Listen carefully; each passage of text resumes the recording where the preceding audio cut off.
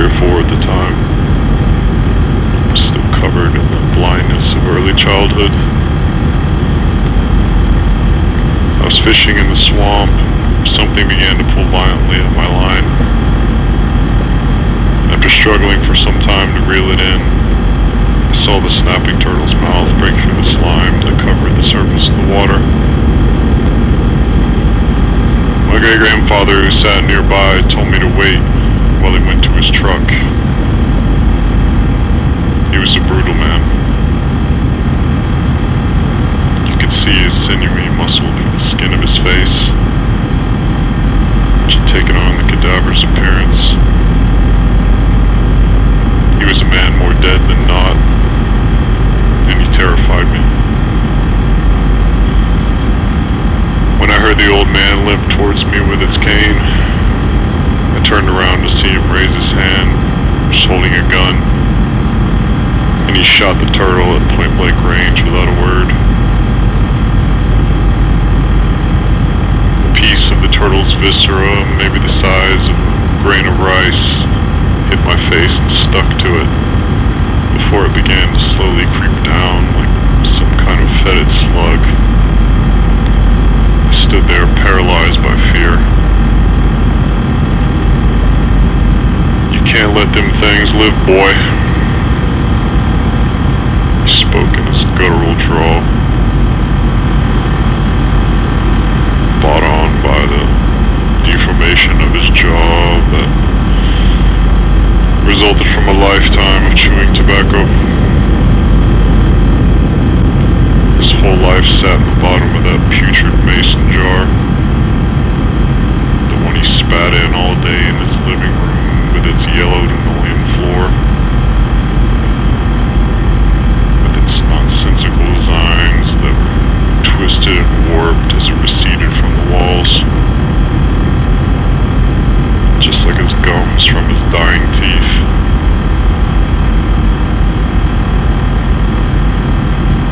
Memories like this stay with you. They reverberate down to the marrow of your bone. And like ripples on a pond, they fan out. More than a decade later, when I looked at his poorly embalmed and makeup-caked corpse, this was all I could think about.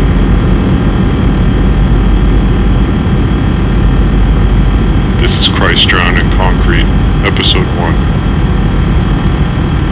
Reflected in Glaring Eyes.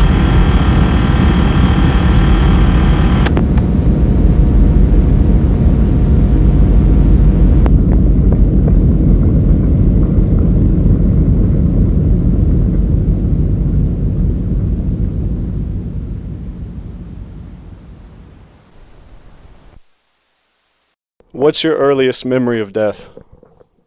The earliest thing I can remember was probably, I had to have been about 5 or 6. And my dad's side of the family lives in a small town called Van Horn. It's like 2 hours away from here. And I remember going to a funeral for one of his cousins. And it's a small town, you know, a fucking one-horse town, and the horse is always on vacation. And it's a small funeral parlor, but it was jammed like to the brim with people. And I never knew that person at all, and I didn't know a lot of that side of the family because, you know, they live out of town.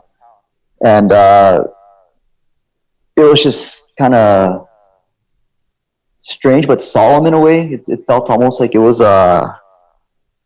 kind of sterile because I didn't know that person. I didn't know any of these people that were mourning, but you could feel that there was something like reverential in that place. I started seeing that more often, and I remember when I was younger too, my brother would watch wrestling. I remember seeing The Undertaker for the first time, and like, this is the guy that comes out and he's fucking putting people in body bags and coming out with caskets, and it just started. There was something about it that was in me after that. I was always attracted to that. I also remember watching Fantasia when I was like 3 or 4, and that's also what got me into music. And it was mostly because of the last part, A Night on Bald Mountain, when the Black God comes out and he's raising all the spirits of the dead from the grave, and they're dancing all around him like a giant witches' Sabbath. They're like on the Brocken Mount, and ever since then, it was always something about death has always stayed with me. As I got older, more and more family members would die, people that I were closer to, people that I knew, and then it seemed like I was going to funerals it seemed like probably every year, and I don't know, it's been so long, I can't really, ascribe any certain strong feeling to it, but it's just something that seems like it's always been there, it's always present, and it's kind of molded my worldview. Like, death is now something very sacred to me. It's probably the highest aspect that I worship, and it all started right there. Do you have any idea why that started that way? Why that would be inherent in you, or is it just something that was biological, do you think? I guess also because, like a lot of people, I was raised Catholic, and there's always been a very big part of death in Catholicism. Christ died to save the world, and Lazarus was risen from the dead, and there's always been this big aspect of death. But everybody looks at it as like this something to be feared in a way. Like, even the Orthodox Church looks at death as an unnatural state, and they try to avoid it.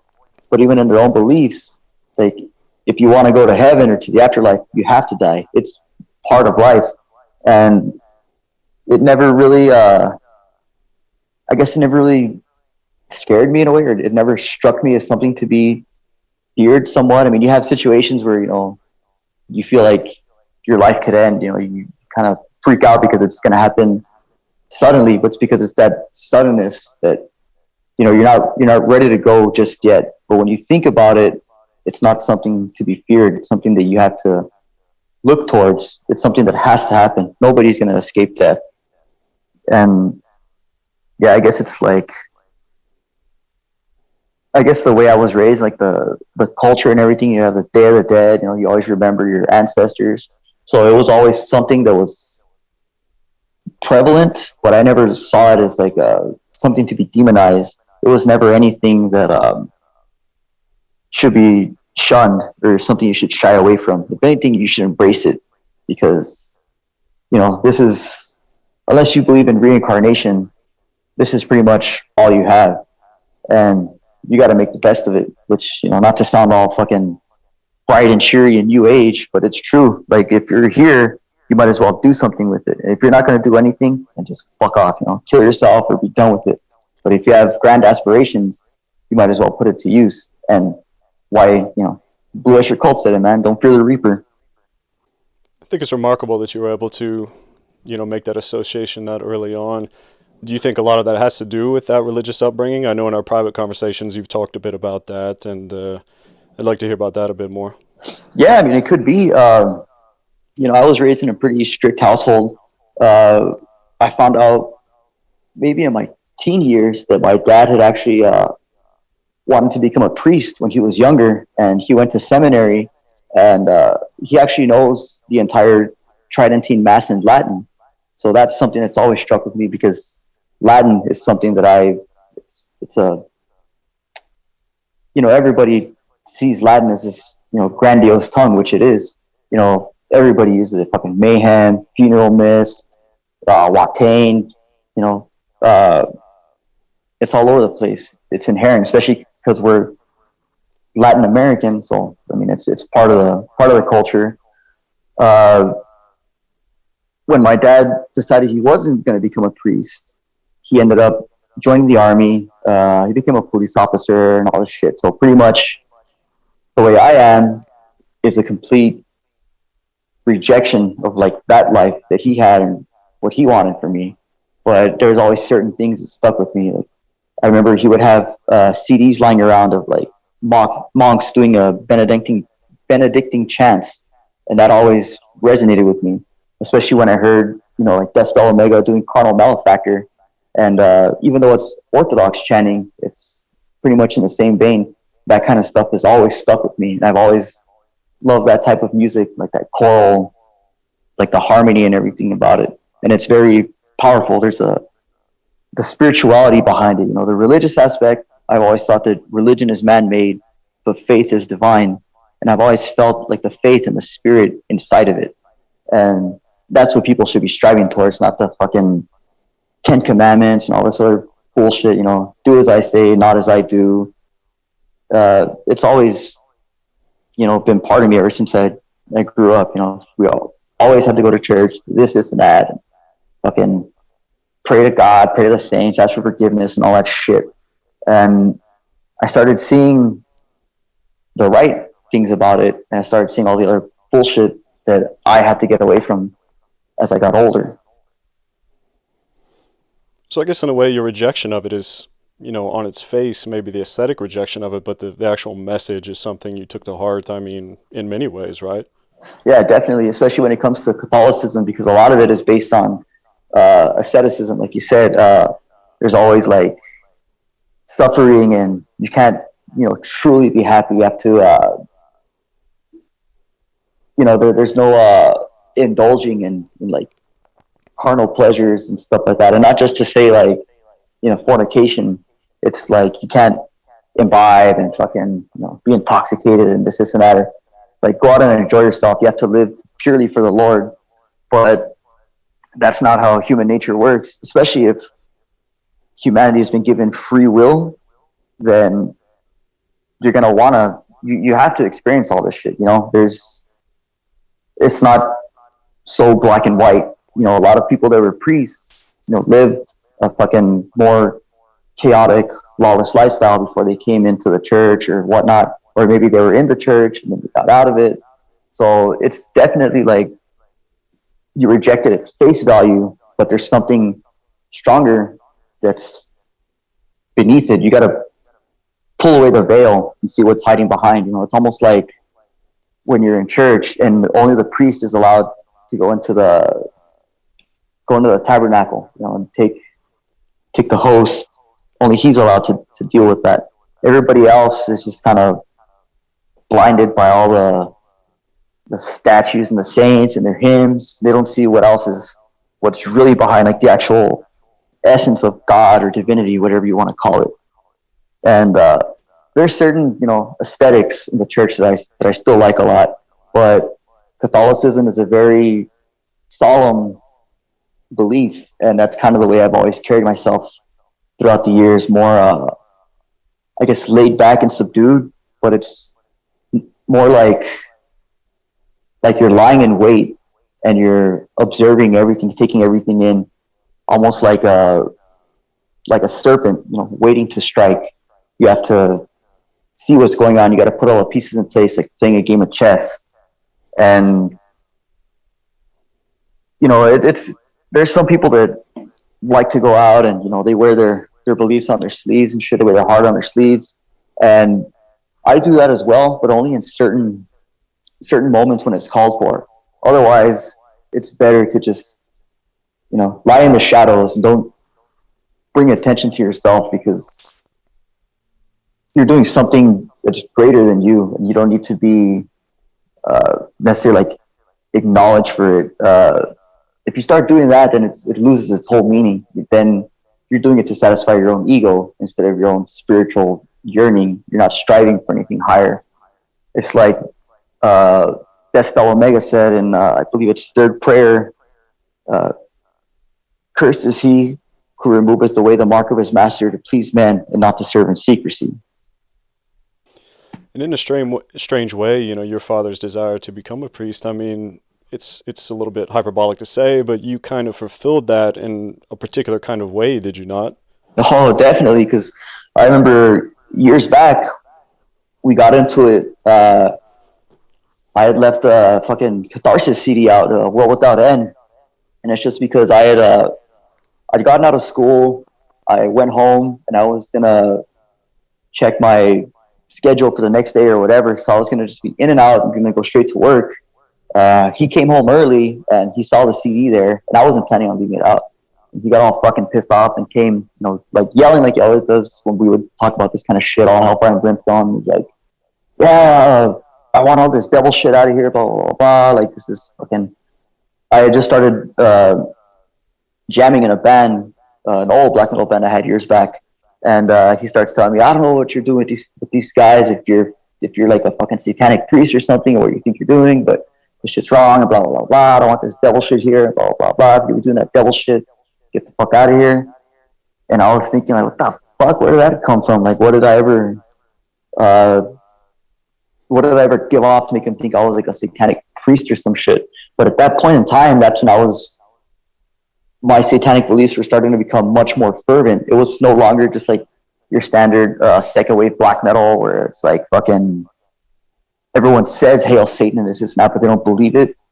It's just there because they don't like the church. Whereas to me, it was becoming more, I started seeing it as my foundation. And I did start taking it more to heart.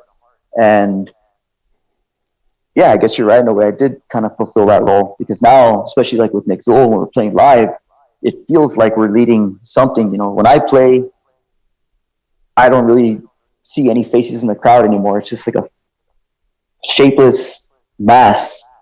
All I see is like figures, but I don't really see anybody else. And when we're playing live, there's a lot of energy involved.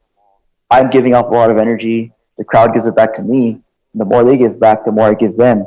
So it's a constant feedback loop, and it just never ends, and it keeps going all the way throughout. And I've had a few people come up to me and tell me after shows that it's been something more than just a show. They feel something in the air, and I can feel it too. It's tangible. You can reach out and touch the darkness. It's almost electric coming off your fingertips. I had a friend of mine tell me one time that after we played in Chicago, she said after our set, the feeling that she felt was the same feeling when she heard Si Monumentum Requies for the very first time. And then one of the other guys from Caveman Cult came up to me right after. And he said something along the lines of like, "Dog, I don't deal with that devil shit, dog. But when you guys were playing, I fucking felt the devil in me." And I told him that's the exact fucking reaction that we're looking for.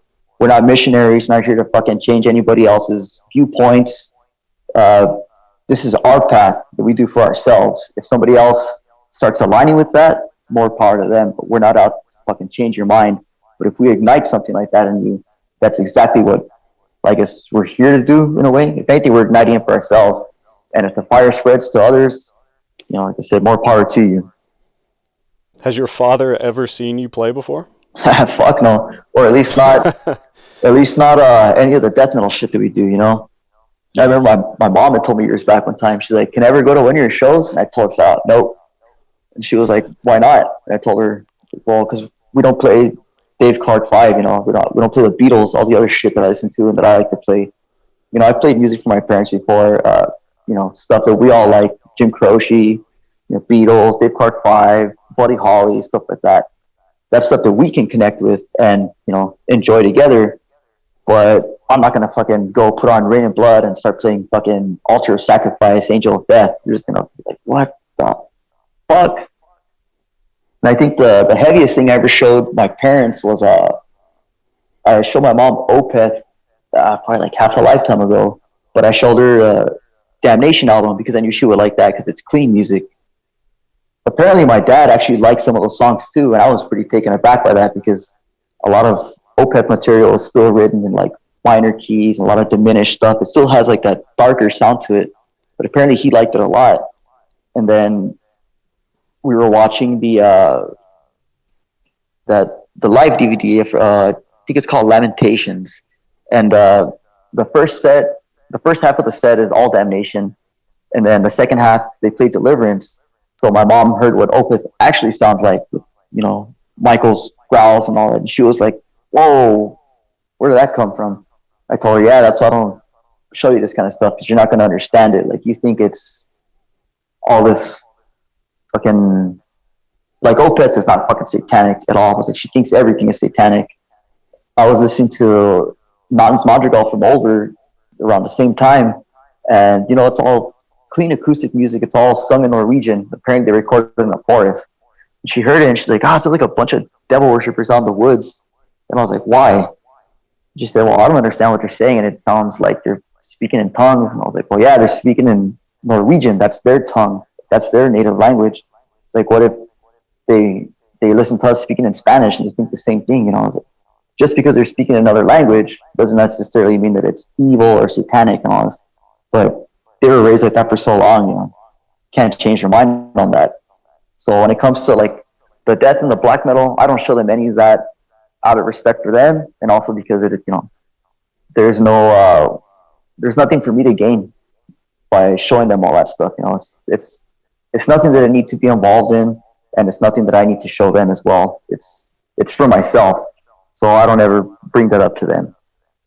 It's kind of an impossible conversation to have, but ideally, trying to explain like to your father an album like World Without End or Yeah, Salvation. I mean, that actually is closer to, I don't want to say his beliefs, but that method than like the Slayer and the other things. But I guess, I mean, how do you have that conversation? yeah, it's exactly what I was thinking too, especially with albums like World Without End and Salvation, because it's nothing but pure devotion and, like I said, proselytizing. It's like preaching to the choir in a way. It's satanic music for Satanists. It would be the same thing as him listening to the CDs of the Benedictine monks. It's Christian music for the Christians. So it's just like opposite sides of the spectrum, but it's the same ideal being portrayed. I mean, do you feel that you could be doing the work you do now without that upbringing? I would assume not, right?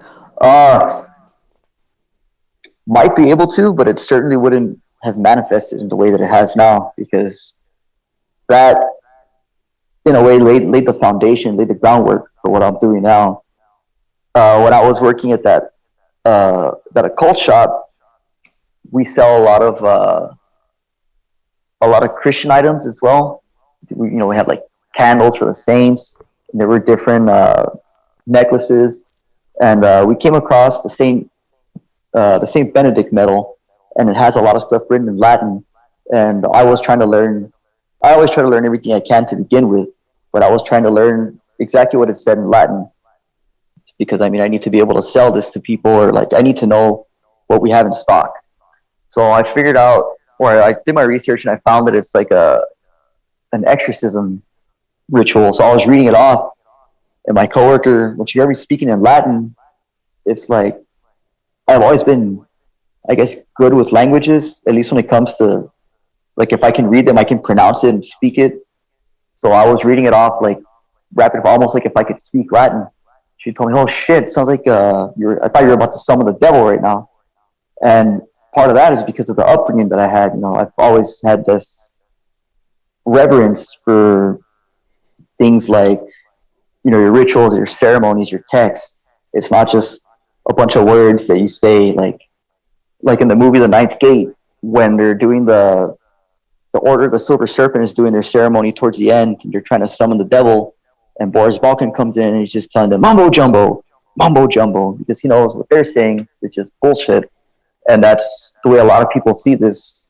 They think that like the words and the rituals, it's all bullshit, and it's not.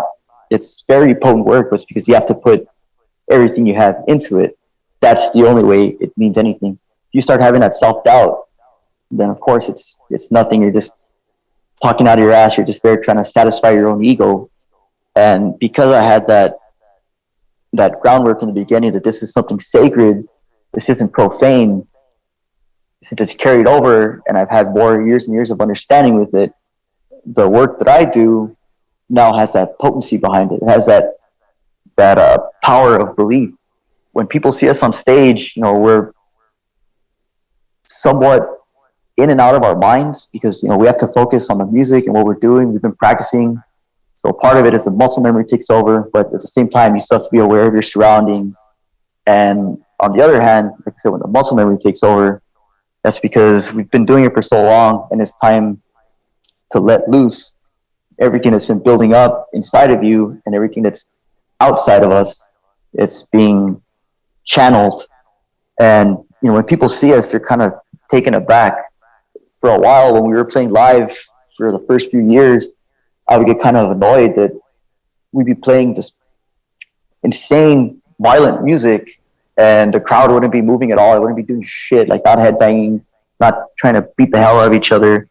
And I told somebody after a show one time, I was like, "Yeah, I wish they would have fucking moved more and had some more violence and chaos going on." And he's like, "No, you don't understand, dude. The whole time you guys were playing, the crowd was just looking up at you almost in awe. They were just like, what the fucking hell is going on here? Because you don't see a lot of bands like that that have that pure power of devotion and that fire behind them. It's all just an aesthetic, or it's a trend or something that they're trying to jump on, trying to be part of a bandwagon. Whereas people like us, it's not a trend. We're not trying to satisfy your ego or anything. This is true belief. And this is how we show our belief. When we're on stage, it's everything that's inside of us just comes, bursting forth. It's like the Leviathan has been unchained from the deeps, and it comes out for revenge. And we're also at an interesting time, culturally speaking, where if you show like honest belief in something, it makes people nervous. Yeah. And I think that says so much about just everything that we're doing these days in this society. But it's also interesting. It gives you a certain power over people too. And I mean, how do you see that unfolding as you go? Oh, yeah, definitely. Like, especially nowadays when it comes to Satanism, like everybody's a fucking Satanist nowadays, but it's all fucking bullshit. It's I can't even truly pinpoint where it all started, other than say the Church of Satan and all its other offshoots.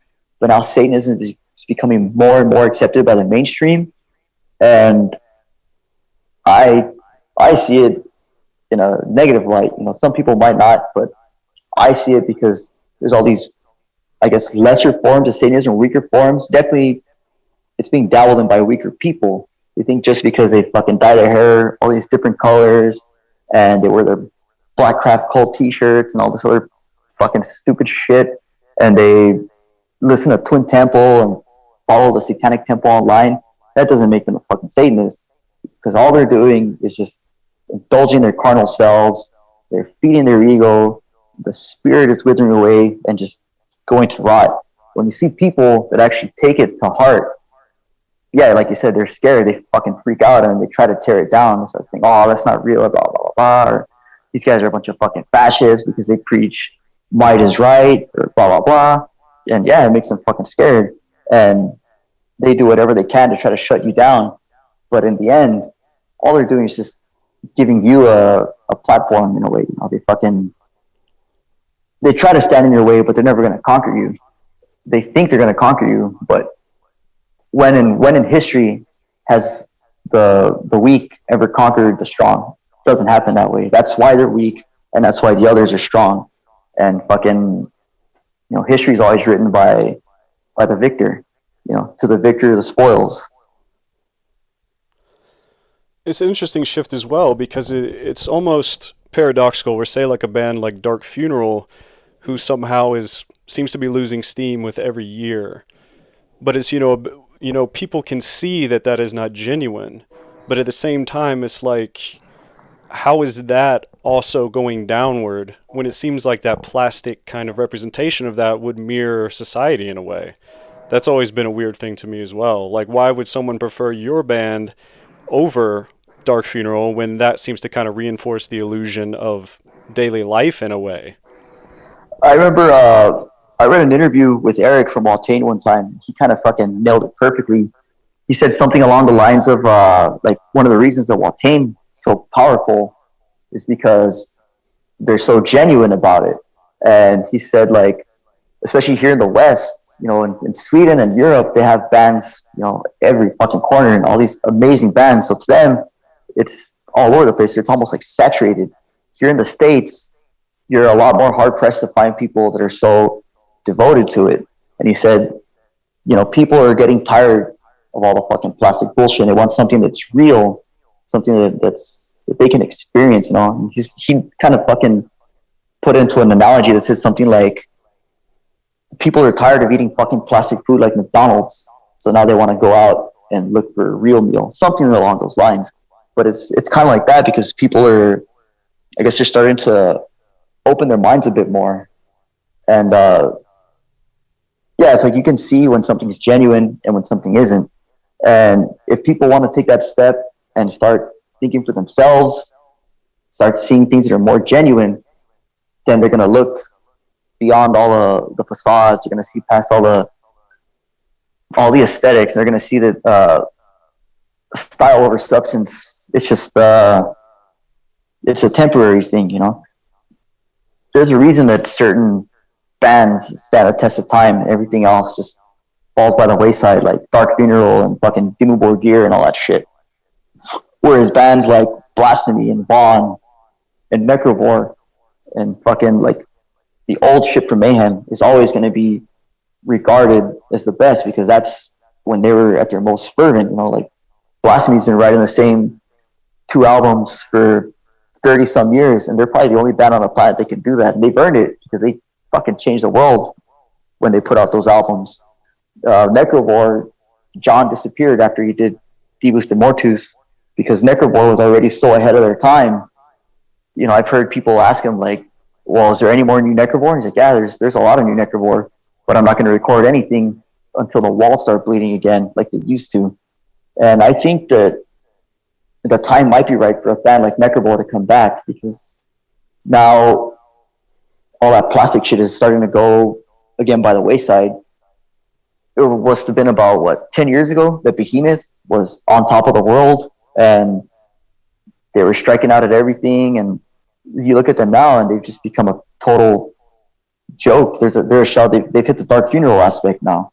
Nergal's out there making coffee and dog food and posing for Polish GQ, I guess, doing all this stupid shit. It's like, what does that have to do with like Satanism? Yeah, I understand that you're a Satanist, you want to go on your own path, that's fine, do all that shit. But that's just, again, it goes back to satisfying your own ego. What have you done to further your spirit? What are you doing for the Lord? What are you doing to further your own ascent into godhood? You're just becoming a king among men, and all kings are going to pass away too. Give it time, they'll erase your legacy at the same time. Mm-hmm. And I guess you can only polish a veneer that's shiny for so long before you really see what's beneath it. Yeah, what's that saying? Like, you can shine a turd as much as you want, but it's still a turd at the end, something like that. Oh, yeah. I wanted to shift to talk about embodying belief. And I wonder, do you see the function of your work? Is it possible to close the distance with God with like direct provocation with artistic work? I mean, is that even a thought that you've had, or is it just more of a kind of distance devotional aspect to it? There's definitely the devotional aspect to it, and it's like, if you want to see it in a viewpoint of like the Divine Comedy, where when Dante finally escapes the Inferno, he passes purgatory and then he goes to paradise and he sees a prima mobile, and it's literally God is so far away that he can't even comprehend God. That's a certain aspect too, that, you know, in this human form, we can only go so far in a way. But my personal path, and I think I speak for some of the other OSI members as well, we're trying to bridge that gap as well. We're trying to ascend into godhood at the same time, so that way we can hit that notion of divinity, or to become one with that aspect. And I think that on one hand, it's too far away and it's incomprehensible to human minds, to human eyes, but at the same time, you can reach those levels of communion, and you can tap into the divinity. And part of it is, I guess, provoking, or at least working with the spirits, working with the gods, and doing what you can to merge your profane flesh with the divine spirit. It's like almost a reversal of God coming into Christ. It would be a way of Christ coming into God. And just because you don't understand it doesn't mean that you should just stop and leave it at that. That's why I've always had a deep respect for Eastern Orthodoxy, because from what I've read and from what I've studied, Orthodox monks and priests try to understand the mysteries of God. They don't just do like Catholics or other Christians where they say, oh, it's God's will, and it's not my place to question it. Well, it should be your place to question it. You want to understand the meaning of all of it. Even Kabbalah is a system pretty much based on trying to understand the mysteries of God and the universe itself. And part of that is because you have to get your hands dirty and do the work. You have to deal with the spirits and things that you're unsure of.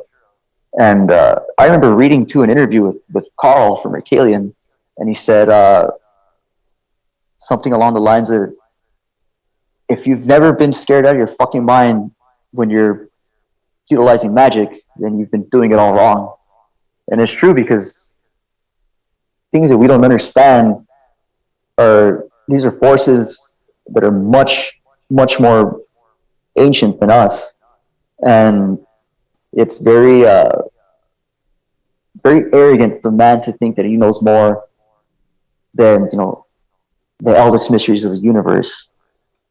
Man can only go so far, but like the spirit, the divine aspect, it'll just blow you away, like the same way that Crowley said when dealing with Corenson, with the Guardian of the Abyss. If you're not prepared for it, it's going to drive you insane, drive you out of your mind. And I've kind of experienced something like that when I tried LSD.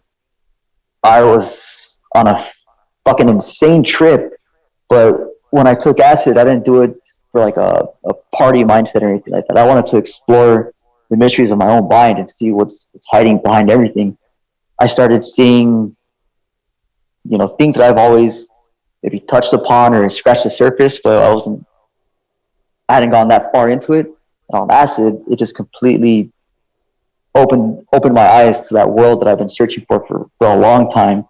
I was communing with the gods. I saw the Matrix itself, and it just blew my mind. And it kind of it changed my mindset in the last few years as well, ever since I've done it. And I remember at one moment I was caught like somewhat in a loop, and I remember seeing the actual god Bhairava, where I take my stage name from.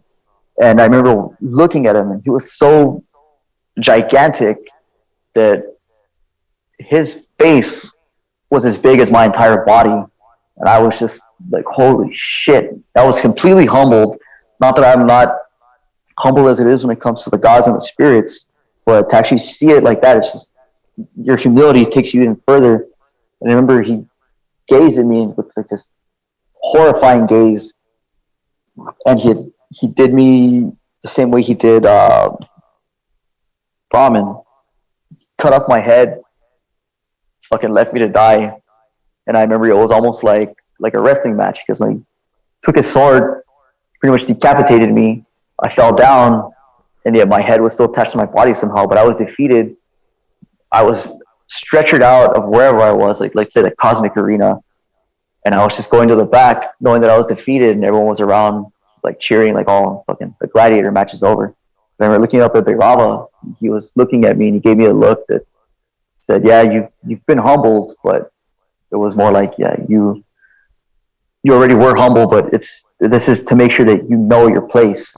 After that, I started going into another like kind of loop. I thought I was dissolving into nothingness, and I could see like my vision was just becoming almost like when a VHS tape is warped, and you start seeing all the tracking lines and everything, and everything's glitching out, and I was just stuck and I couldn't move.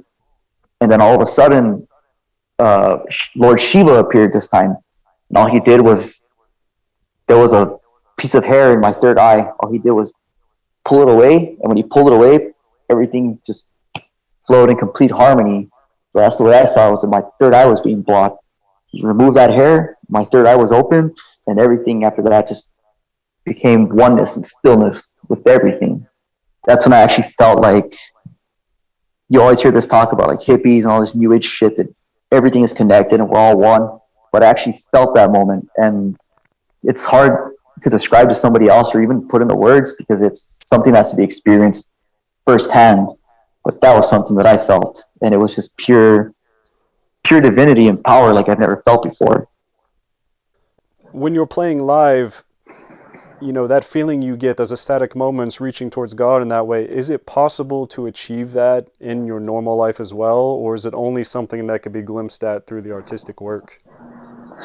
It's, I guess it's most easily glimpsed in the artistic sense, especially when we're on stage, but it does come through in our day-to-day life as well, at least my day-to-day life personally. I've always lived a very ascetic lifestyle, and I don't like to take pleasure in a lot of, I don't have a big fucking TV, flashy car, fucking flashy clothes, all this other stupid, it's just window dressing.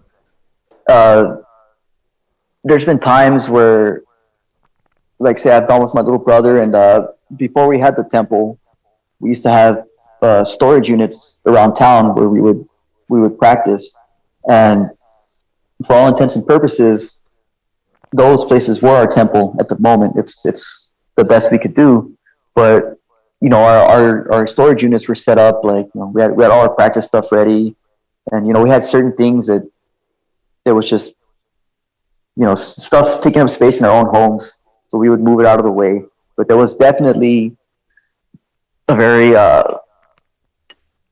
we try to set it up as a very ceremonial place. At the same time, we had altars everywhere. We had our bones, fetishes. We had our statues, everything set up, icons, what have you. And there'd be times where we weren't doing anything, and we just decided, hey, well, let's go over there because we could go whenever we wanted. Let's go there, and instead of doing music or practicing or something, let's go there and actually let's put in our spiritual work at the time. Instead of doing the musical work, let's do this. So I remember the first time I was with my little brother, and we kind of did a ceremony there.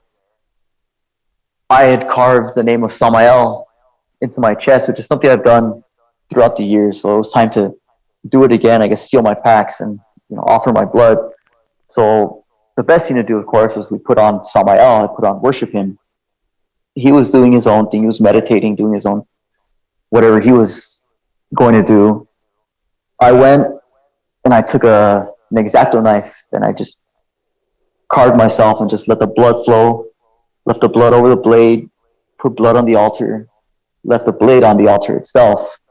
And I remember he was doing his own thing, and I guess once he finished, he saw me doing it, and he took a picture of it, but he was just staring at me in shock that I was just kind of going at it. I was just completely focused on the task at hand. There was nothing else that mattered in that moment. So it was almost like becoming a sacrificial animal, sacrificing my blood for my holy guardian angel. And I've done things like that throughout the years too. With the old band I was in, Malabode, our very first proper show, we went to play, and I asked my guitarist to paint the name of Shatan on my forehead, on my corpse paint, but in my blood. So what I did was I cut my knees open because it was symbolic of me genuflecting on my knees for my God, and the blood is coming. So I took that blood and he painted on my forehead, and I remember he was watching me, cut my knees open, and had to go, pretty deep to at least open the wounds and get some blood flowing. And he was like, "Oh shit," because he'd never seen anything like that either. I mean, we would jam together and hang out all the time, but I guess his devotion hadn't gone to that extreme yet. He'd never opened his flesh for Satan. I was there doing it, and it wasn't the first time I'd done it. And I told him, all I need you to do is write it for me, because it's going to be written in Hebrew. I don't fucking speak Hebrew. I don't write Hebrew. And I certainly can't do it in a mirror backwards. So that's the only reason that I needed him there. And he was just completely taken aback. Suffice it to say, we don't jam anymore. And that's part of it, because his devotion was never going to reach the lengths that we go to. So I guess he's never been ready to be the sacrifice, or he's not ready to sacrifice anything of himself just yet. And those moments are always the most interesting ones. It seems like you're almost alone with God in those types of moments, some kind of direct line when you do acts like that. That's precisely how it feels. And I'm wondering, how does that tie into the next question I had for you, which is, what is the defining moment of truth in your life? Is it something related to that, or is it something entirely different?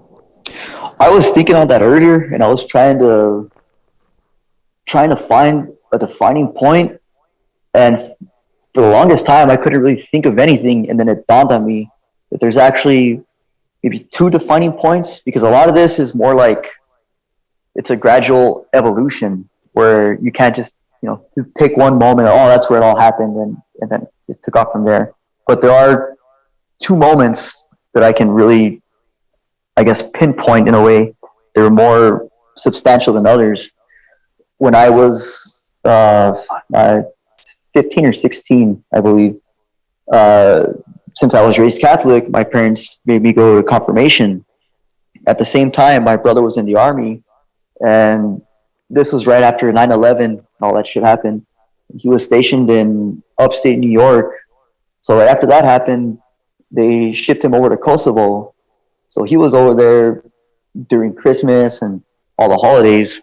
And I remember he couldn't talk to us for days at a time because he would tell us that he was out there in the mountains by himself, trying to keep an eye on things. And he would tell me sometimes he was nervous because there's a lot of Muslims out there. And he said that the PLO had a very big influence over there. So he was kind of nervous about what could happen. So after all this was over, he was finally coming home. But he was coming home the same day that I was going out of town for confirmation, that we had to go on some stupid retreat.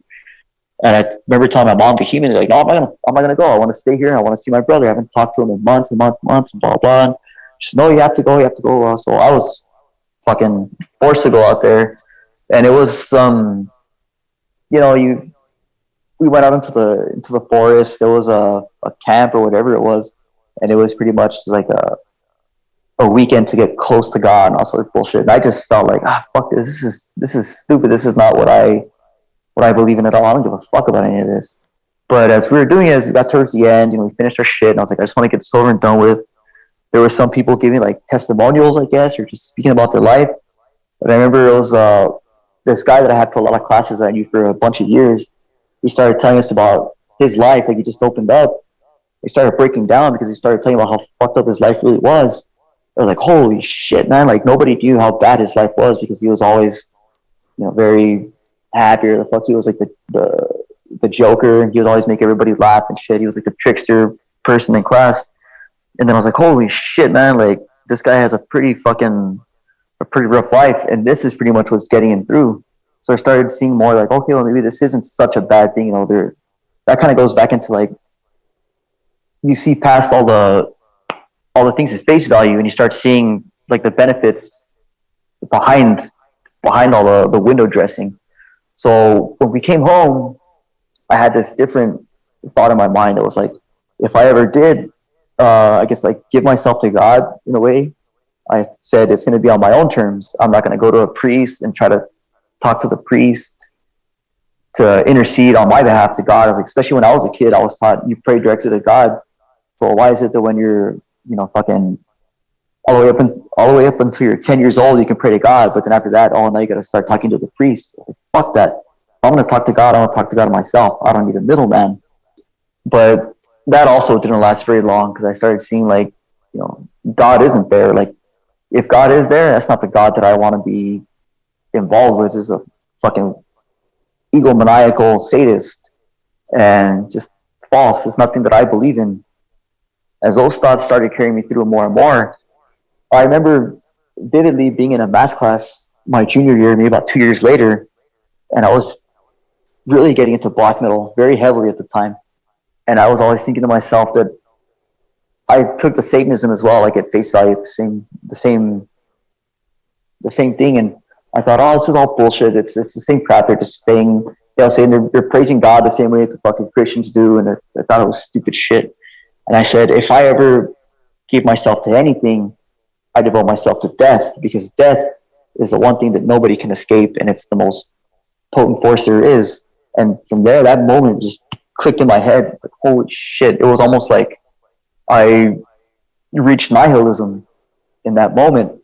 And from there, I remember everything, my entire worldview started going towards death, but not like in a morbid, macabre way, like, the weird kid at school. It's more like it was the veneration of death. This is the highest power. It's the greatest aspect.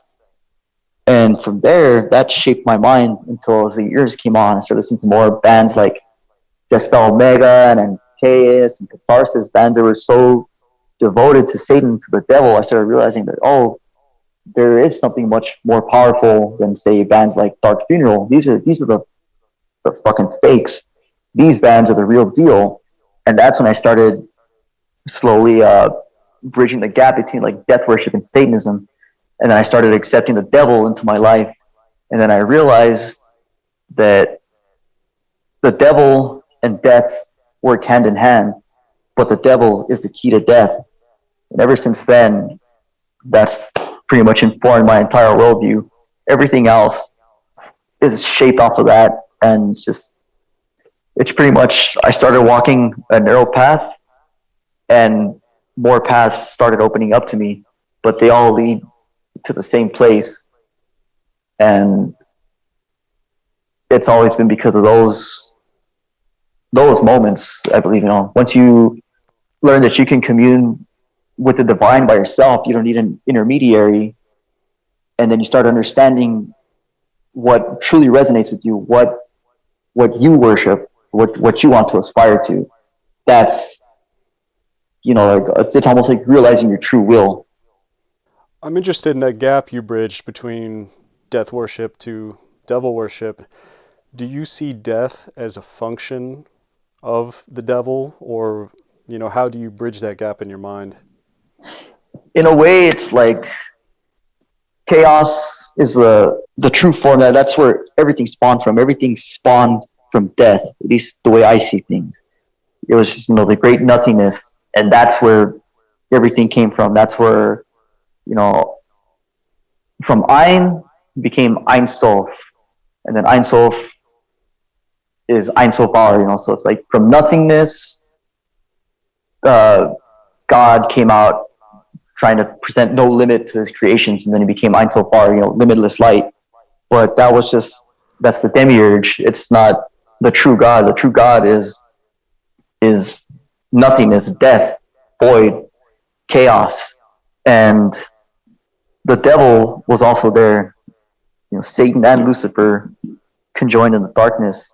So in a way, death is the wellspring of all life, but death is also a function of Satan and Lucifer.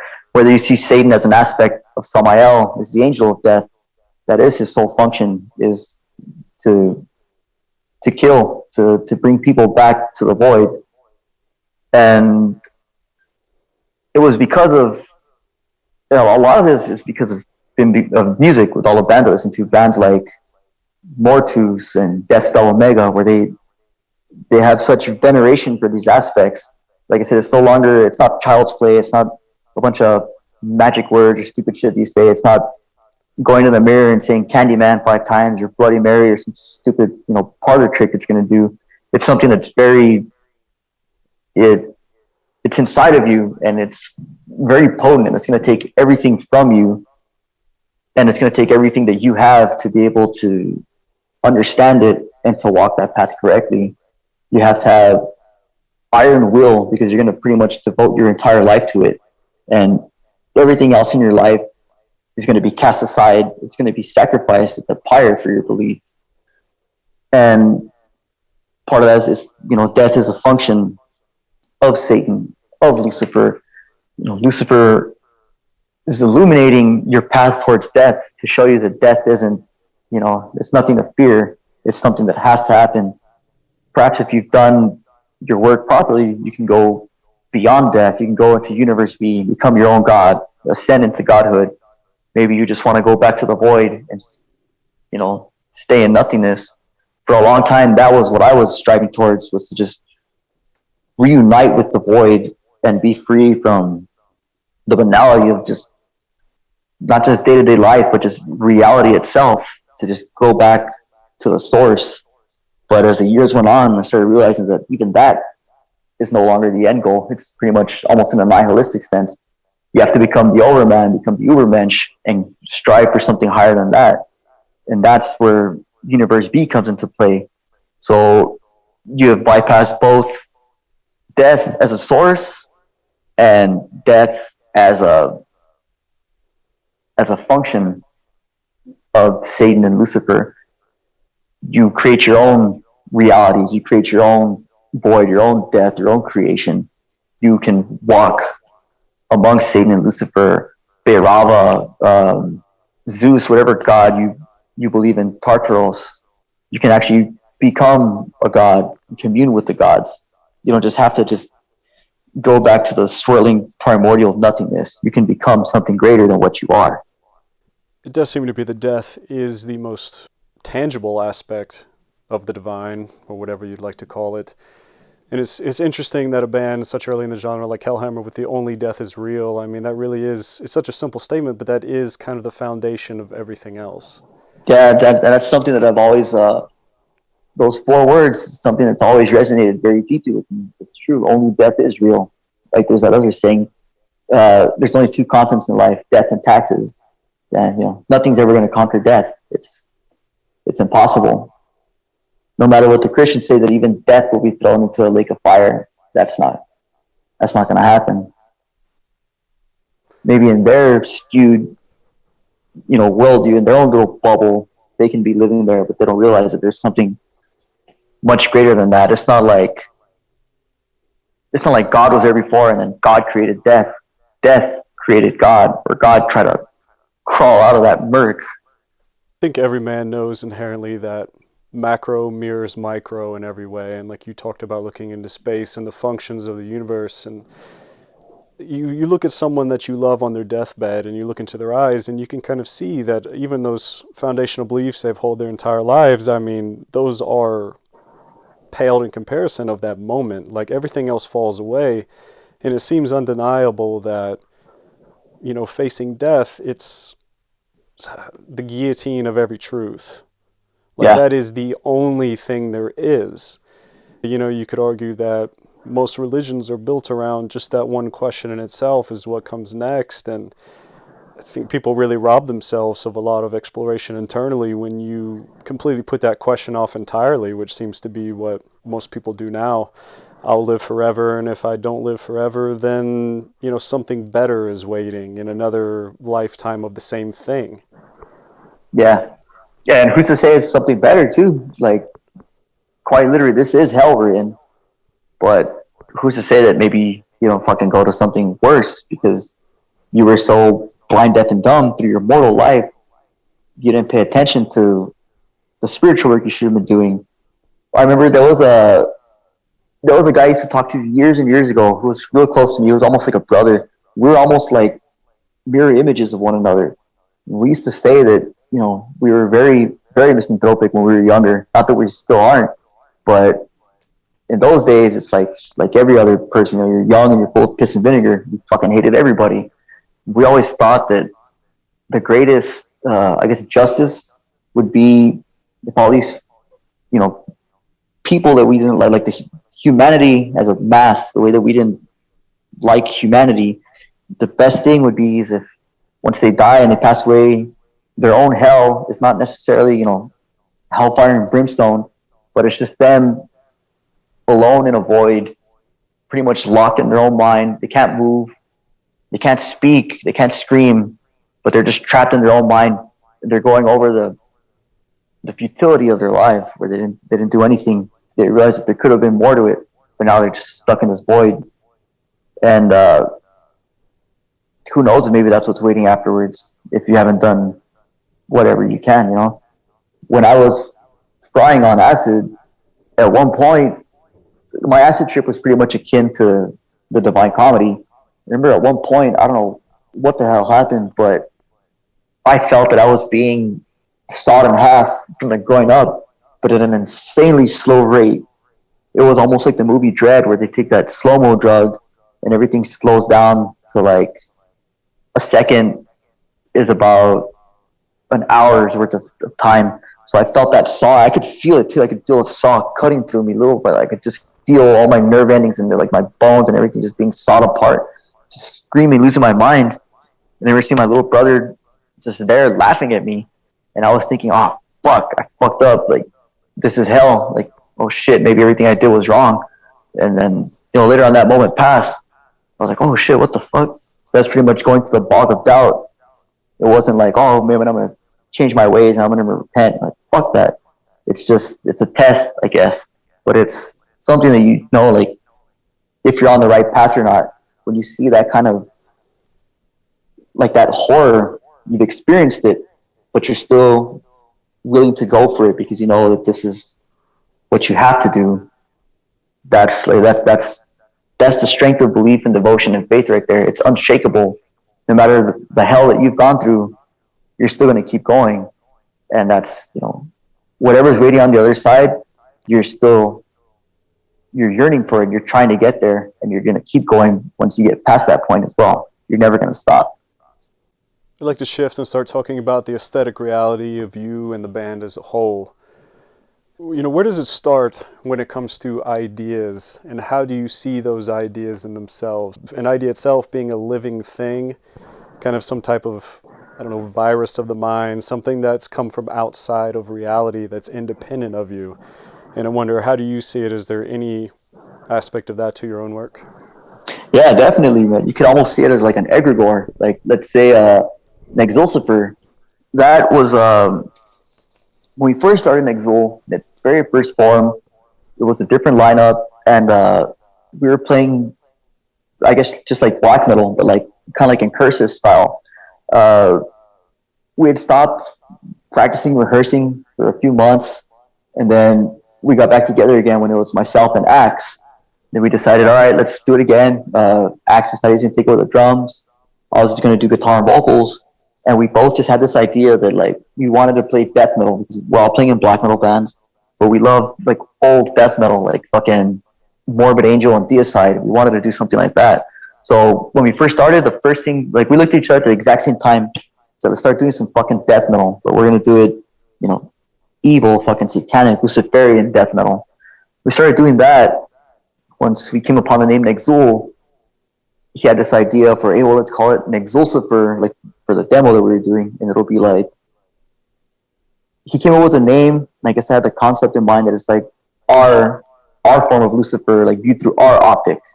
So that creature that you see on Exulcifer is almost like an egregore. It's something that we were thinking of, but it came from outside of our being because it's Lucifer, but it's being, you know, filtered through our own mindset. And that's something that we're still going to touch upon with the later works we do, especially with the new album that we're working on. There's going to be, those kinds of ideas are going to be expounded upon more. And I guess it depends on the certain band that we're working with, but we definitely have ideas in mind of, like, it's all based on our own belief and our own practice. We're trying to make that flesh in a way, or make it, you know, give it some kind of tangible presence, whether it's music or with the art. And it's like, say if we have a certain ceremony in mind, that's what the music is going to be written about, like how this ceremony would sound like, or what it should be portrayed in the lyrics.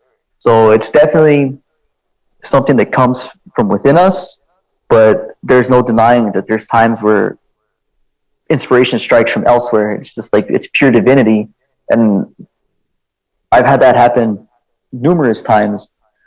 When I first wrote the lyrics for Transformation of Poison and Light, those were some of the earliest Nexul lyrics I ever wrote, and they're still probably my favorite lyrics because they pretty much describe what I feel inside, like my own, I guess, pathwork of alchemy that I'm working towards. But it was such, like, divine inspiration that once it hit, I knew I had to capture and write it down. And those lyrics didn't really come from me. It was like, it was an idea that I had in mind, but it was just the idea that was there. Whatever I wrote came from elsewhere. We're also working on some material that could manifest as a split with Demon Sea.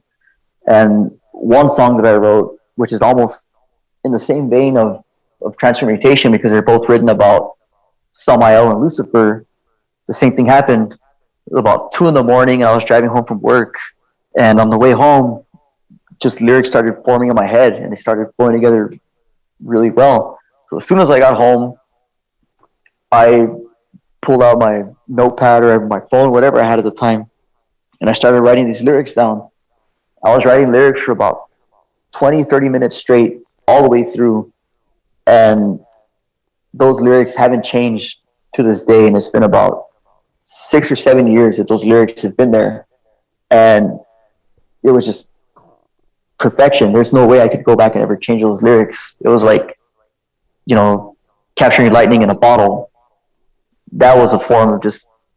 I remember I mentioned it to XS, and he said something that like, yeah, it was like you were like a lightning rod. I told him that's exactly what it was. It was like I was a lightning rod, and I was hit by the lightning bolt of Satan, because a lot of those lyrics deal with, you know, I beheld Satan fell from heaven as a bolt of lightning, and that's exactly what it was.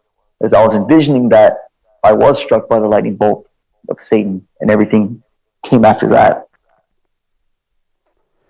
I know you've told me in private conversations that there's a lot of this aspects of your work which you can't even decipher the meaning of wholly, and I wonder, as you've gone on, I mean, is that even something that you desire, or is that the kind of mystery that you have to surrender to really build upon it? Yeah, definitely. You just have to give yourself up to it, because it's a brilliant idea, and you're not just going to let it go just because you don't understand it. That's not. At the same time, we're not gonna speak about things that we don't know, because then we're just being false and being charlatans. But it's something that we can touch upon, and we present it as a mystery. It's not like I'm going to present it as, oh, I know everything about this, and that, and this subject. It's something that's hit me, and I'm going to put it into words, so that's something that I can go back and study later. At the same time, I'm going to be discovering the meaning behind these lyrics just as much as anybody else listening to the music or reading the lyrics. It's something that, you know, I've never turned away knowledge. You know, I think that's the entire point of life, at least my life, is to learn as much as I can until I feel like I've hit the end. You know, once I've gleaned everything that I feel I need to know, that's when it's time to take off and be done with it. And part of that is because you have to you keep learning. You never stop. You don't rest on your laurels. You don't get comfortable. And there's so much more out there to learn. When I was younger, you know, it was more, I would still say humble, but I would be more arrogant, I guess, thinking that I knew more than everybody else about certain things. And I can't remember the exact quote, but I remember Socrates. It said something like, they asked him, why are you the wisest man? Or like, how is it that you know everything? And he says, because I know nothing. And it's something like that, because I realize that as much as I do know, I don't know anything at all. And that's the entire point, is to just keep learning and understanding, trying to unravel these mysteries, put them to use in my own personal life. And that's pretty much the only way I see it. That's the only way I can go about it. I can't force anybody to join me on this path or try to convert them or this and that. If they're interested, I can give them my viewpoint, but it's up to them to cross the threshold if they want to go that way. I'm going to go wherever I'm going regardless, because that's my path. I feel compelled to do it, and I want to do it at the same time. So it's almost a blessing and a curse. It's a blessing because this is what's going to make me stronger. This is the entire reason why I get up every day and go about my life. But it's a curse because it's going to be, in the end, it might be the only thing that I do and go about my life. Everything else has to be cast aside. If something else is getting in the way, it's, you know, I've lost jobs, I've ended relationships, this and that. I've pretty much ruined my life like as a normal person, but I wouldn't have it any other way. This is the way it's supposed to be. And I wouldn't change anything in my life up to this point now, because this is exactly where I need to be. And if something was different in the past, who knows, I might not be here right now in the exact same place where I'm supposed to be. And I wouldn't change that for anything. In this artistic process, when you're channeling these ideas, do you feel like you have to kind of turn off the intellectual side of you? I mean, is there any brain work involved in this, or is it surrender and then interpretation after the fact? No, I definitely believe that you still have to put what you know to work. Like, you can't just, it's not like a voodoo ceremony where the orishas take over your body and it does everything. Especially if we're going to be writing like complicated music, it's not like you're going to go to the guys from Vaughn and they become possessed and then they write an album like Boz or Baracletus. they still have to have the know-how and the means to pull this off. So there definitely is, you know, you have the seed, the idea, and the germination, but you have to have the know-how how to put it all together. You can maybe see something in your mind, but you still have to put the pieces together, and you have to know exactly what you're doing. Like you can't just pick up a guitar and then all of a sudden, sometimes it does happen where you can just start writing, amazing riffs, everything comes together perfectly. But that also happens because you've been playing your instrument for so long. You know your theory or whatever it is that you know your own writing abilities. So it definitely goes hand in hand. You don't necessarily have to turn off your intellectual mind, but what you have to do is maybe surrender your conscious mind at some point, because you get stuck in that loop of just overthinking, and it just keeps going, and you're just running around in circles. Sometimes you have to just stop, take it all in, and then whatever flows, just let it happen.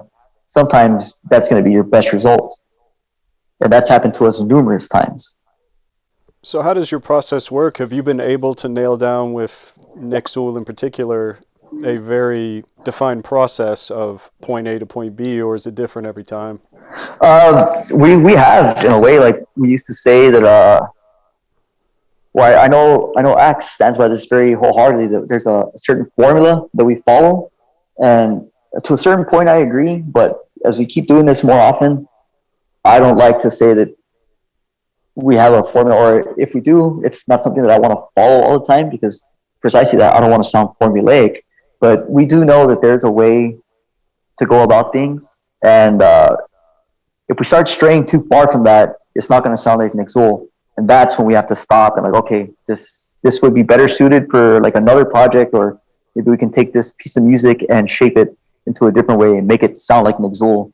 But we do have a way about going about things, and a lot of it has become, we've been playing together for so long.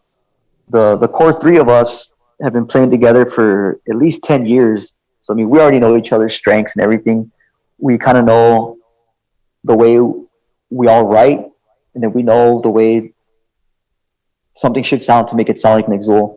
So say like we do a certain chord progression, but it sounds too bright, or like too like in a major scale or a major key or something.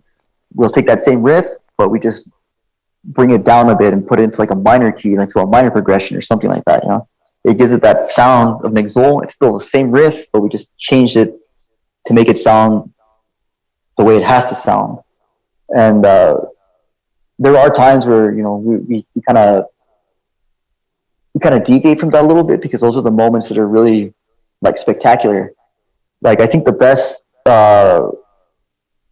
way to describe that happening was when we first did the NEXUL Super demo, the very first one that comes out on the B side of Scythe Wings.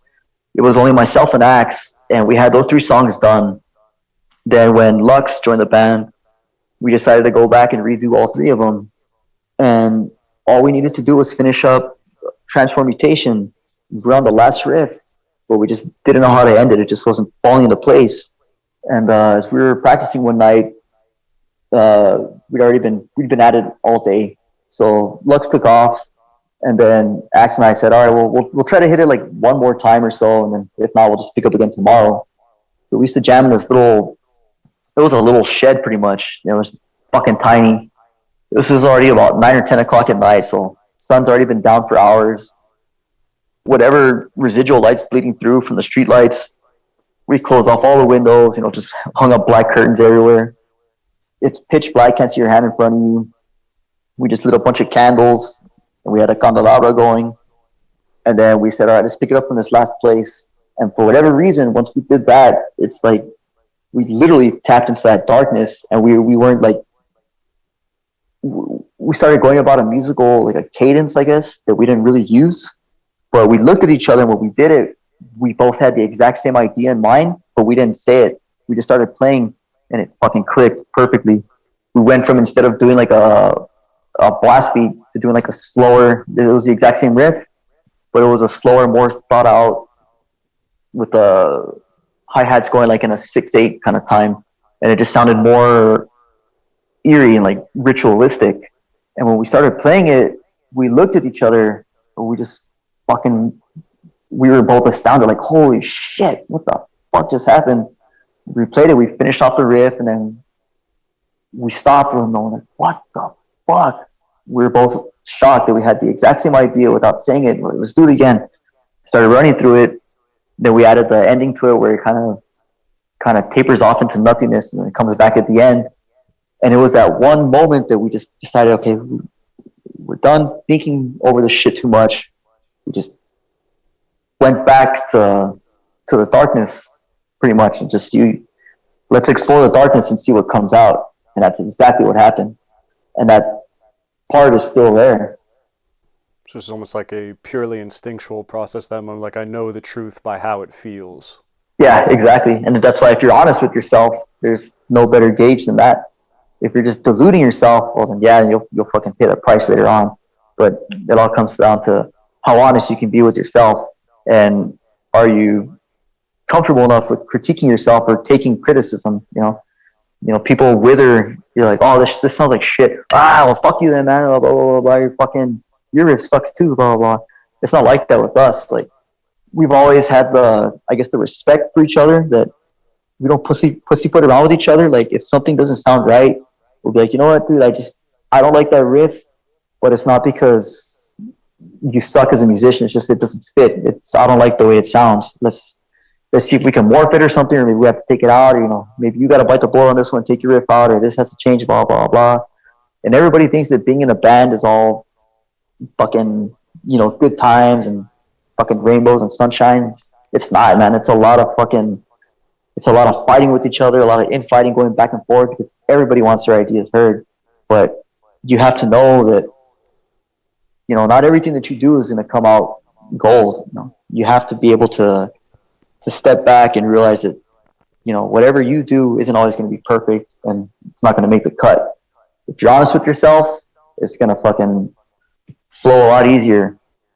And that's just, if more artists did that, then art would be astounding the way it used to be. But everybody just wants to fucking sell out, or they want to fucking compromise their own ideals for whatever, just not be honest with themselves. I wonder how you speak about honesty.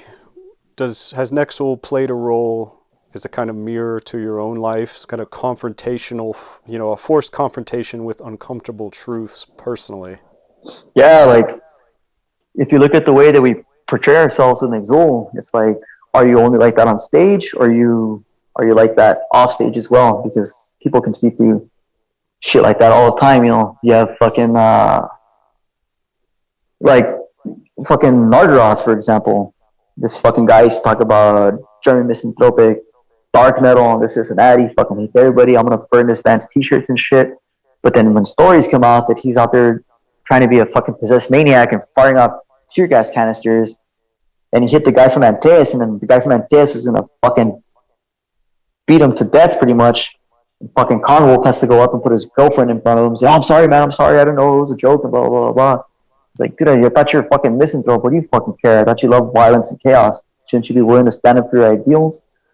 And like what we do with the OSI, not just NEXUL, but like the OSI as a whole, we have to stick to those ideals too, because obviously there's certain things that we're not going to show on stage either, like certain aspects of our personality and shit. We're not going to be cracking jokes on stage because this is very, very serious to us. But the ideals that we live by in the OSI, we have to portray that in your daily life as well. Otherwise, you're just being a hypocrite and you're lying to yourself. And what's the point of doing any of that? There's no room for growth if you're just lying to yourself. So everything that we do in the OSI has to reflect the way that we are personally. And if there's something that you don't like, then it means, well, it has to change. And there's a reason for it too. And you just have to change for the better. It doesn't matter if you're no longer metal enough or this and that or blah, blah, blah, blah, blah. It's like, fuck that. We have our own beliefs that we live by, and we have to strive by that shit. If not, what's the point of doing anything? It is interesting how the idea of self-reflection and black metal or any type of extreme music, I mean, even saying the word kind of gives me a weird, like, kind of visceral reaction to it, which is kind of confusing because it seems like there'd be so much value to that. Has there ever been moments where you've, through your work, you've had to say, like, what the fuck am I doing? Yeah, sometimes, man, like, especially when it comes to like the notion of corpse paint, corpse paint has become something that used to be kind of sacred, but everybody's taken their own, I guess, take on it. Now they fucking paint themselves up like clowns. They just look like fucking idiots. Or like, corpse paint now is also viewed as a joke.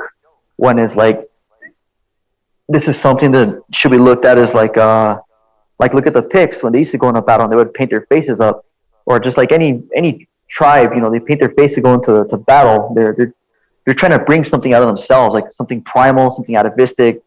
They're surrendering to their bloodlust. Sometimes when you put on corpse paint, you just feel like, what the fuck is like, what's the point? It's just fucking, sometimes it feels stupid, but you have to realize that a lot of that comes from outside influences that people say, oh, it's fucking dumb. They look like pandas and they look like clowns and shit. Some people do, but when you're doing it for your own reason, when you're trying to like portray the embodiment of death, or like you're supposed to look ghoulish, you have to look like something fearsome, then that I guess you're doing it right. Or maybe you have a certain way that you want to look on stage, like your aesthetic has to be presented properly. We can't just go out on stage and do NEXUL and basketball shorts and fucking wearing our Nikes, looking like fucking Phil Anselmo. There has to be a certain aesthetic and a look to it. And like, just like, we're getting well known for using blood as well. And I've had a lot of people tell us throughout the years, like even in other bands that I had, like, oh, you guys trying to be like Watain? They're like, well, no, not really. If anything, trying to be more like Mayhem, because fucking Mayhem would use blood and dead animals and shit too. Like, I used to have this dead bird that I found in a jar, and of course, I took the idea from Dead himself. But I found this dead bird and I put it in a jar and I let it rot for months. It fucking smelled like just putrid shit. But I was used to it because I would keep it in my car. I would drive with it everywhere, so I got used to the stench of death. Once I opened it up at the show, people were gagging, getting ready to puke everywhere. But that's the way I've always felt black metal should be portrayed. It has to have that essence of death and rot and decay affiliated with it. It's a fucking filthy genre. It's not clean cut at all. I wanted to shift to talking about the cover arts for your different albums, how they function, development, and the kind of role that they play in the broader vision itself, having someone outside of the universe come in and work with you.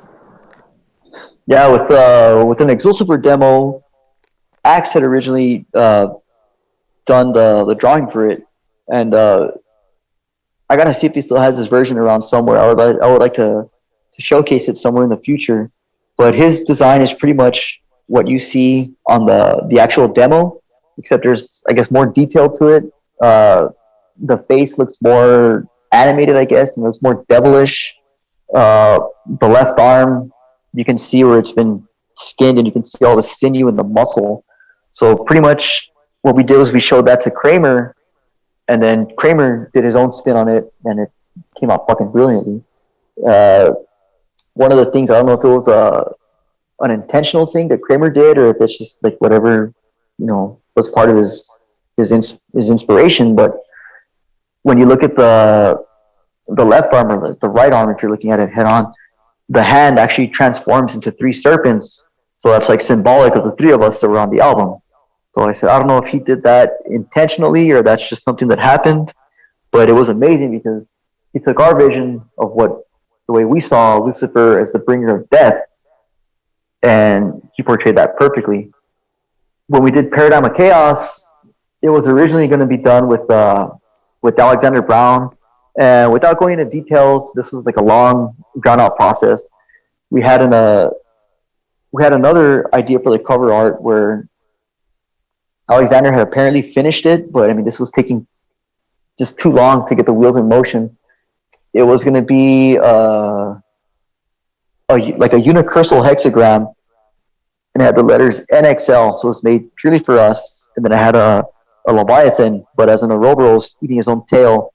Then it also had the 4 alchemical elements on each part of the circle, and then on the inside was going to be a giant gatefold cover of Leviathan bursting out of the seas, and then in the background was going to be the actual Theosopher Tower itself. I said, this just ended up taking too long, and we got into contact with Marco Bhairava, and we decided that, Alexander Brown already had his own idea, and we don't want to just, have Bhairava do the same thing. So we had another idea. There was going to be the 10 Sephiroth arranged in a tree, and then Leviathan was going to be kind of coiling around it, and then maybe bursting out of the middle where the cliff of Thoth is supposed to come out. We started with that idea, and then decided let's just have the Leviathan bursting out of the seas and just pure madness and chaos. So he did that, and since Marco also works hand in hand, or he works closely with the artist Emanación Siniestra, who did the death metal sigil, it was amazing to see that he actually added that death metal sigil in the middle of the album art as well. And Bhairava, he loved the concept of it, and he likes the music a lot. Apparently he likes the lyrics a lot as well. So he threw himself like headlong into the project, and he did it with ferocious speed. He told us at the time that when you see what I'm working on, you're going to see that this is going to be my magnum opus. So I was already, frothing at the mouth to see it, because the work he did with Bestial Rage is astounding. It rivals Timo Catola and Seven Chalices. So when we saw it complete, we were completely blown away. He added the NEXUL death metal sigil, which corresponds to us through Leviathan. Like, I don't think anybody else could have drawn it with such ferocity as he did. If you look closely in the borders, you can see the void that we've always talked about and that we're gradually expanding upon with the next album. And you can see in the constellations, there's also the sigil of Leviathan. So everything is being mixed together. It's put together perfectly.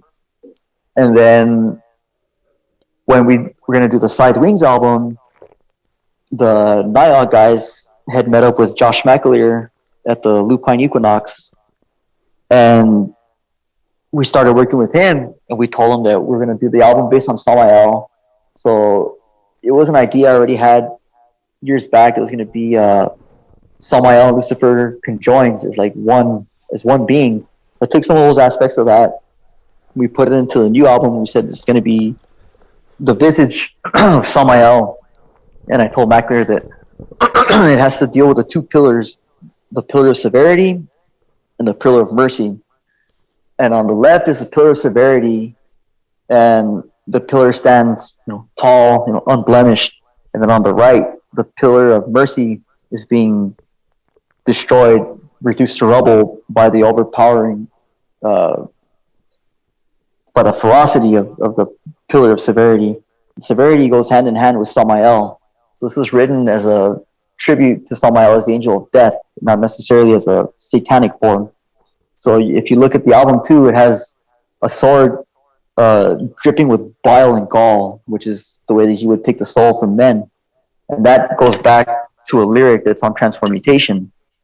And when we told McAleer all these different ideas and how to put it together, he ran with it, and there was no other way anybody else could do it as perfectly as he did. And it captured the essence of the album perfectly. It sounds like it came from a crypt. It looks like it came from a crypt. He did that. He added some other border work that just finished off perfectly. And the glaring eyes aspect is what I love the most, because that was always one of the depictions of Samael that I remember the most in what is it? It's a story of Enoch when he goes... Oh, no, it's the story of Moses, and he meets Enoch and Metatron, but he also sees Samael, and Samael is covered head to toe in glaring eyes, and that's something that always stuck with me, and I knew that it had to be on the album. It had to be a very striking feature. So on all the wings, all the eyes are there, different variations of eyes. And I remember coming down from my acid trip and looking at the album art, and I could see the eyes blinking and opening at different intervals. I could see his beard blowing in the wind, his wings moving, and that's when I knew that this is perfect. This the way it has to be. That visage of Samael is just ghastly. I'm interested in the choice that you brought up about using Kramer in that role. I mean, of course, you know, he does have baggage in that way, but using him does kind of that stamp of approval in a way. I mean, is there anything else you feel like you chose him other than that reason? Well, I remember reading a review when the demo first came out, and the first thing the review said was, "Well, these guys are pretty brand new." It's like I saw they got some members from Niall and Halbatron. It was like just the fact alone that Kramer did their art and it's a demo. Like it makes me think that these guys are hot shit. So let me see what's going on. And the reason that we used Kramer was because XS and Axe, you know, have already dealt with Kramer for years and years with Niall and SSP. They've been really tight. I met Kramer in 2012 when we did a Halbatron show in Chicago, and we all hit it off really well. And Kramer's always been one of our closest allies. He's like a brother to us. So whatever baggage Kramer carries, we don't give a flying fuck, man. We support him 100%. We always have his back, no matter what anybody wants to say. They can go fuck themselves. If they don't like the fact that we do with Kramer, fuck them. And we already had contact with Kramer. Axe wanted to. I told him that I liked his version of the art, and I told him it would be cool because it's just a demo too, and it's gonna look more amazing that it's one of the band members that did it. But he said, no, it looks kind of like amateur, and I wanted to have a little bit more of a professional look. So let me talk to Kramer and see if he'll do it. Kramer agreed wholeheartedly because he always liked NEXUL, and he's always loved NEXUL. So he was like, yeah, I'll do it for sure. There was no ifs, ands, or buts. So fucking did it and delivered. And, you know, like I said, Kramer's always been there. He's seen us a few times throughout the years. And, you know, like I said, we always have his back. I know he's always going to have our back. And, you know, if anybody doesn't like it, fuck them. We could care a fuck less, man. Kramer's our fucking brother. If you don't like it, that's your fucking problem, you know? You can go fuck yourself.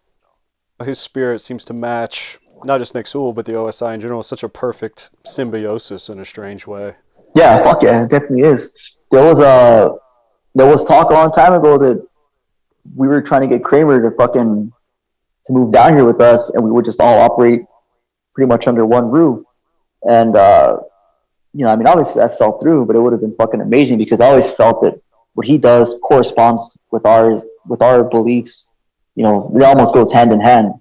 There's just like it's a total fucking brotherhood for sure. Like I said, we're never gonna fucking toss Kramer to the side like say fucking Inquisition did. As soon as they signed a fucking Season of Mist, they fucking kicked Kramer to the curb because Season of Mist like, oh well, this guy's too much baggage and we don't want him doing your art. So they kicked him to the wayside. It's like, fuck that. If we ever signed a Season of Mist and they told us that we can't work with these other fucking people, tell them to take their fucking record contract and show it up with fucking ass. And we'll go with whoever we're going to go with that's going to fucking support us and let us do whatever we need to do, what we want to fucking do. There's no way somebody else is going to tell us who we can and can't affiliate with. And especially someone like Kramer who's fucking, you know, he's been with us since the beginning and shit. And he's been with fucking XS and AX even further than that.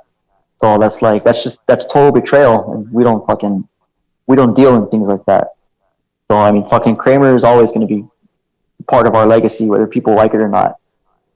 Well, we've seen what's happened with Inquisition. Yeah, and like, everybody remembers when that shit happened with fucking Dagon, but I'd already given up on Inquisition years before that because I found out the way that they fucking dumped Kramer, and that didn't sit right with me at all. So I was like, fuck these guys. When they played at Hell's Head Bash, you know, we played the same day, but we played earlier. I didn't even go fucking watch Inquisition. I just didn't want to fucking see those fucking guys. Fuck these wannabe rock stars. Then as the years went on, I said, all right, maybe I'll give them another chance because, you know, I did like some of the music and shit. I'll give it to them. They're talented and shit. And then they played a show here back in 2017 when they were on tour with Bolon. And I got stuck at work and I was trying to get out as quick as I could to make it to the show. And my little brother called me and he goes, hey, Inquisition says that they're probably not going to fucking play. And I asked him why. And he said it's because there weren't enough people there because they were playing in a shitty fucking dive bar. And he's like, yeah, well, they're saying that there's not enough people, so they don't want to come out and play. I was like, man, fuck that. So I said, let me try to get there as soon as I can. You know, we'll see how it goes. I told him, if anything, I'll just go and fucking just hang out with Bolon because those are some of our closest allies too, the Black Twilight Circle. So I went to the show and Bolon played. They're fucking phenomenal. And then Inquisition did end up fucking playing. I guess they coaxed him out of the fucking tour bus somehow, and they fucking got him to go on stage. And after all this fucking talk, hours beforehand, where Dagon's like, "No, there's not enough people. I'm gonna play for these fucking people that are here and shit." Then he comes out and he goes, "Saludos a mis hermanos de Mexico."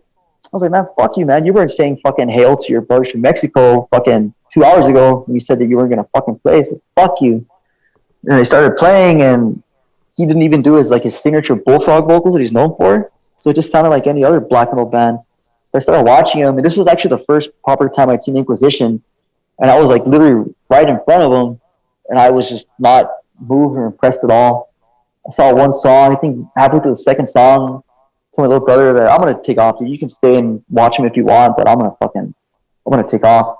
So I went to the bar and I just hung out with XS and Eddie from Volon, stayed there for the rest of the night. We didn't even fucking turn around to see that Inquisition was still playing, because they fucking suck. I mean, you could see how fucking fake they were too, man. Like, if that fucking spirit inside of you that you want to play is burning so strong, you'd go out and play regardless. We fucking did it on the Caveman Cult tour, and on Easter Sunday in Baltimore, there was maybe fucking 10 people that showed up to the show, and this place could have held at least 200 to 300 people. So it's pretty disheartening to see that shit happen, but we've done before too. We've just been bands playing for bands, and it's what we're fucking here to do. You know, I didn't fucking leave El Paso and drive all over the fucking country to get to Baltimore and not fucking play. So we fucking went out and we still fucking gave it our all, like we always do. I don't care if it's one person or 1,000 people. I'll still go out and fucking play. That's what I want to fucking do. That's what I'm compelled to do.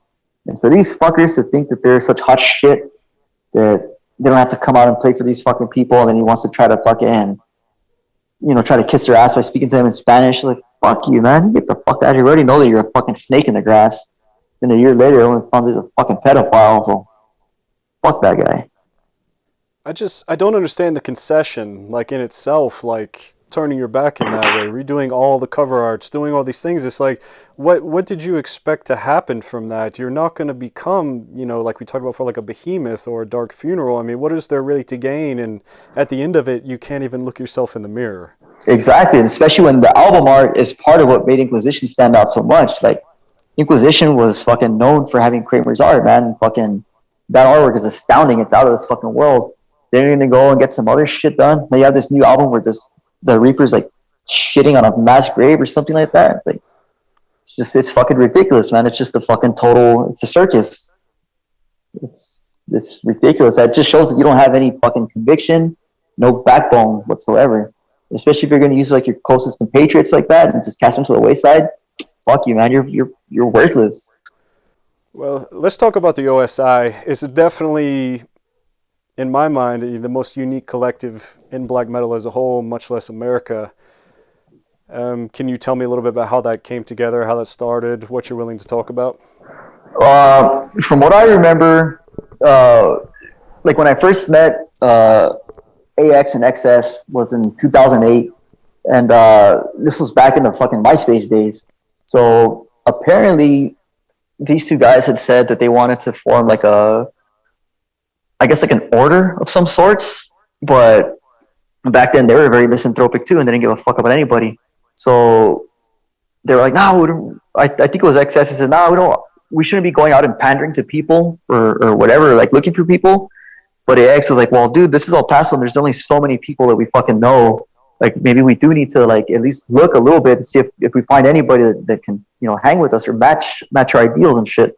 So I remember AX had got a hold of me through MySpace, and he saw the tattoos that I had just gotten. One of them was the Deathspell Omega sigil on my left shoulder blade, which is the Malign Paradigm, and then I got the Watain Temple of the Black Light, Legions of the Black Light sigil. So he liked my tattoos, and then that's kind of like what set it off, because he saw, okay, this is a satanic person. This isn't just like a fucking blasphemous Hail Satan dipshit motherfucker.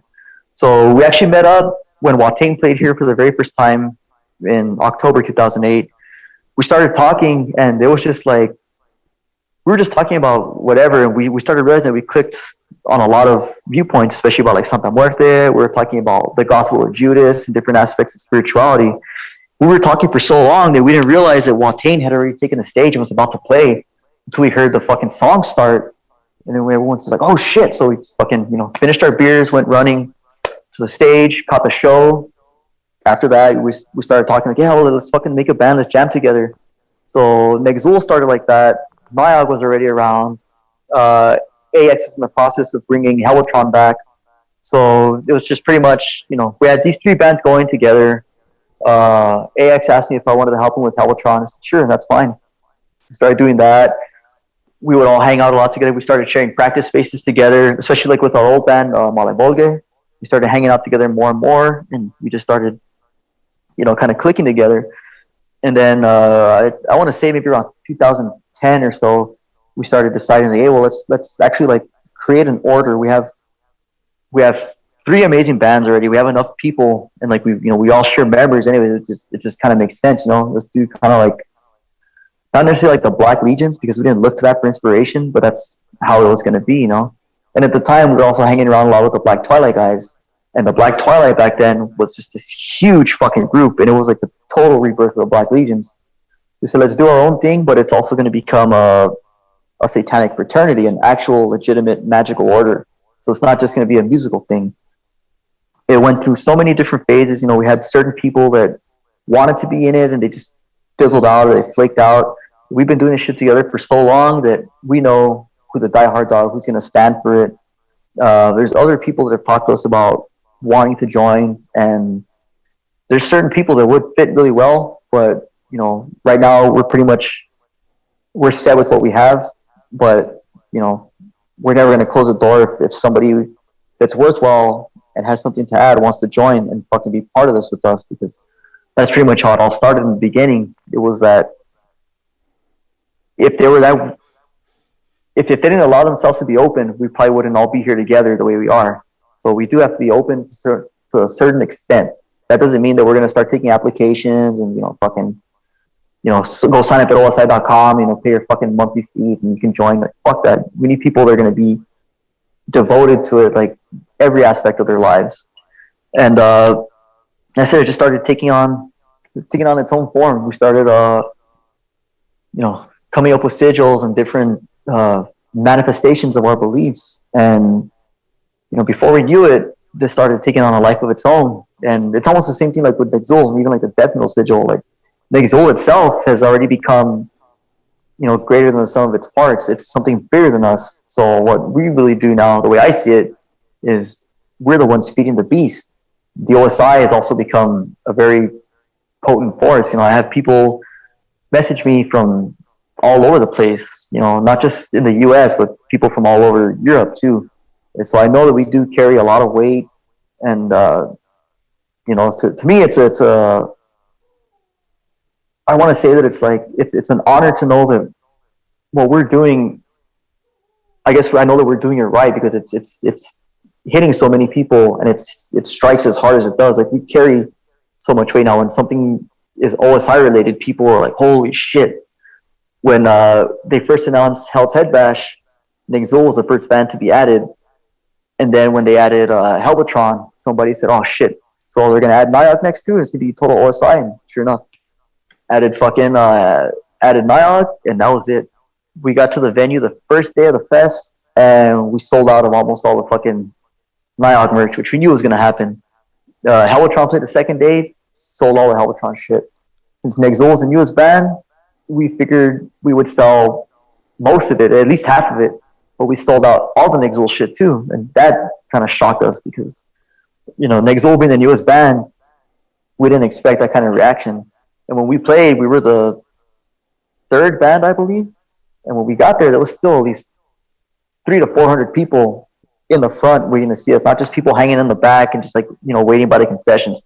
They were up front waiting to watch us, and that's partly because of the OSI, the brotherhood that we have. Like, if we have a new project coming up, just because of the fact that it's OSI members, people already look to it with they're expecting something, And what people can expect from us is nothing but pure devotion. It's going to show through in every band.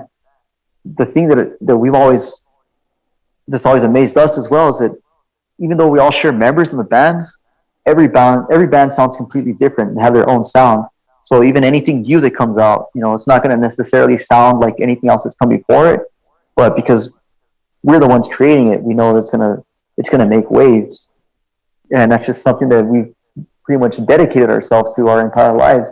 And that's why it's so potent. It's not just a fucking gimmick or like some wannabe, bullshit. This means everything to us, and people see it. And sometimes people come to the temple and then they see the temple itself, and then they realize, oh shit, these guys are not fucking around. Like they take this seriously. And we said, yeah, if you couldn't fucking tell that by the way we are already, and then the way we are on stage, you haven't been paying attention. And that's what it is with this. There's no fucking pretense. There's no bullshit. We're not doing this for the ego. We're doing this for something greater than us because we have a greater path in mind. That's why we carry so much weight. That's why our band are so powerful and so potent. What is the actual interplay between that fraternity of bands? The way it started was just pretty much, all the bands had their members, and then we said, well, we all hang out all the time together anyways. We're all pretty much like brothers. Let's just come together and fucking let's group together. Let's join together and make ourselves stronger together. As it is, when I remember I did an interview one time with I believe it was Zero Tolerance, and this guy had asked me something on the similar lines, and I told him that the way I see it is that each band in the OSI represents a different, like a sect in a way, almost like a different sect of a religion. Like imagine the OSI is like a religious branch, and then each band is its own sect, its own belief. It's like Protestant, Methodist, Catholicism, Orthodoxy, shit like that. So each band has its own beliefs. Niag is just uncompromising militant Satanism. NEXUL is Luciferian enlightenment, death worship. Helvatron is cliphotic currents and things like that. So each band that's going to come out in the OSI has its own different, its own spin on things, its own aspect that we're focusing on with OSI beliefs. And I guess that's kind of how it works, because now in the coming year and in the coming years, there's going to be a lot more coming out from the OSI.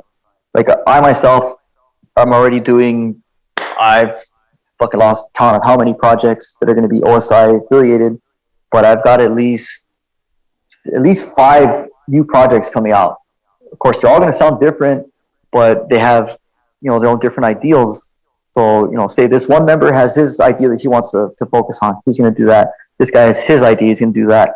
So every band is pretty much just adding to the faith, I guess. Like, I guess we're writing our own liturgies, our own litanies, and we're just adding to the fraternity and creating our own like legitimate magical order. These are our magical correspondences. This is our work.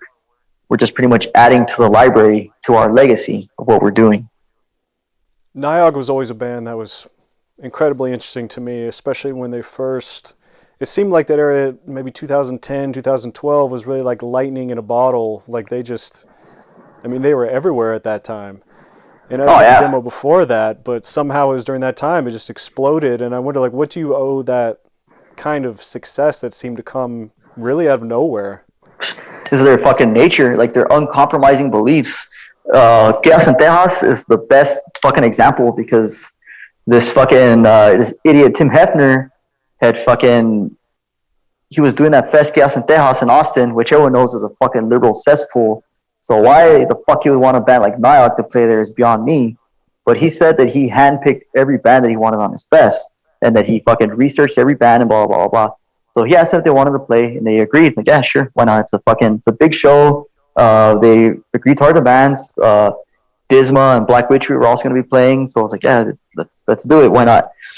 Apparently, some fucking band called the Mob or the Rival Mob, one of those fucking bands, some hardcore band, found out that Niall was playing, and they fucking told the promoter, oh, well, if you're going to have these fucking Nazis on here, we're not going to play your fucking fest. So this guy fucking with his tail between his legs gets back to XS, and from what I remember, he's like, oh, well, they said that they're not going to play if you guys are playing, and these guys sell more tickets than you do, so I'm going to have to ask you guys to fucking to step off or some shit like that. And XS said, nah, fuck that, we're not stepping up your fest. Fuck you, we don't want to play your fest. You can go fuck yourself. Don't ever fucking contact us again. And if we cross paths, we're going to fucking beat the living fuck out of you. And from what I've heard, this guy's never fucking. He tried to get us one time to fucking do Helvatron. I guess he doesn't do his research because he didn't realize it's the same fucking people. So he wanted Helvatron to go play with fucking. I think it was the Rights of Darkness Fest with Weapon and Vastalith, or it was a show of Vomitor and Negative Plane. One of those fucking things, but we told the guy, nah, go fuck yourself, dude. Like, we're never doing anything with you ever again. And it's because of Niall's, like, uncompromising stance, you know. They're exactly like Kramer and shit. They don't fucking back down from people. If they try to kick them off, like, nah, fuck you, dude. We don't need to do anything with your fest. You can go fuck yourself. We're not going to be affiliated with you guys. We don't need any of your fucking, of your support or any of this shit like that. And when they fucking left the Chaos and Tejas Fest, I think Black Witchery dropped off as well. And then a bunch of people from all over the Texas area started hitting up the Nile guys too, say, hey, well, we're doing a small fest around the same time. Come play over here instead of these fucking guys. So once they said, you know, fuck Chaos and Tejas, everybody else jumped at the opportunity to try to grab them. This guy was just trying to fucking, I guess, trying to horn in on the underground black metal scene. And he figures, oh, if I get fucking Black Witchery and Nile, I'll have like the underground crowd coming to me too. But he wasn't expecting them to fucking be as staunch as they are. You know, they're not going to fucking back down their fucking beliefs and shit. And, you know, all the fucking controversy surrounding them, you know, fucking all the song titles, the connection with Kramer, blah, blah, blah, blah, blah. It just people weren't used to seeing that shit back then. So it just became a fucking, like you said, they were everywhere, man. It was a fucking lightning rod. Anytime some fucking fascist, neo-Nazi shit was going on, fucking Niall, someone's pointing the finger at fucking Niall and shit. And Niall just didn't give a fuck. Like, yeah, fine, call us whatever the fuck you want. Say it to our fucking face. And then we'll fucking see who the real man is and shit. Of course, nobody's ever fucking stepped up to these guys because everyone's a fucking pussy. Isn't everyone in the band Hispanic as well? Yeah, that's the fucking thing that nobody pays attention to, man. They're fucking stupid as fuck. White supremacist band, you know?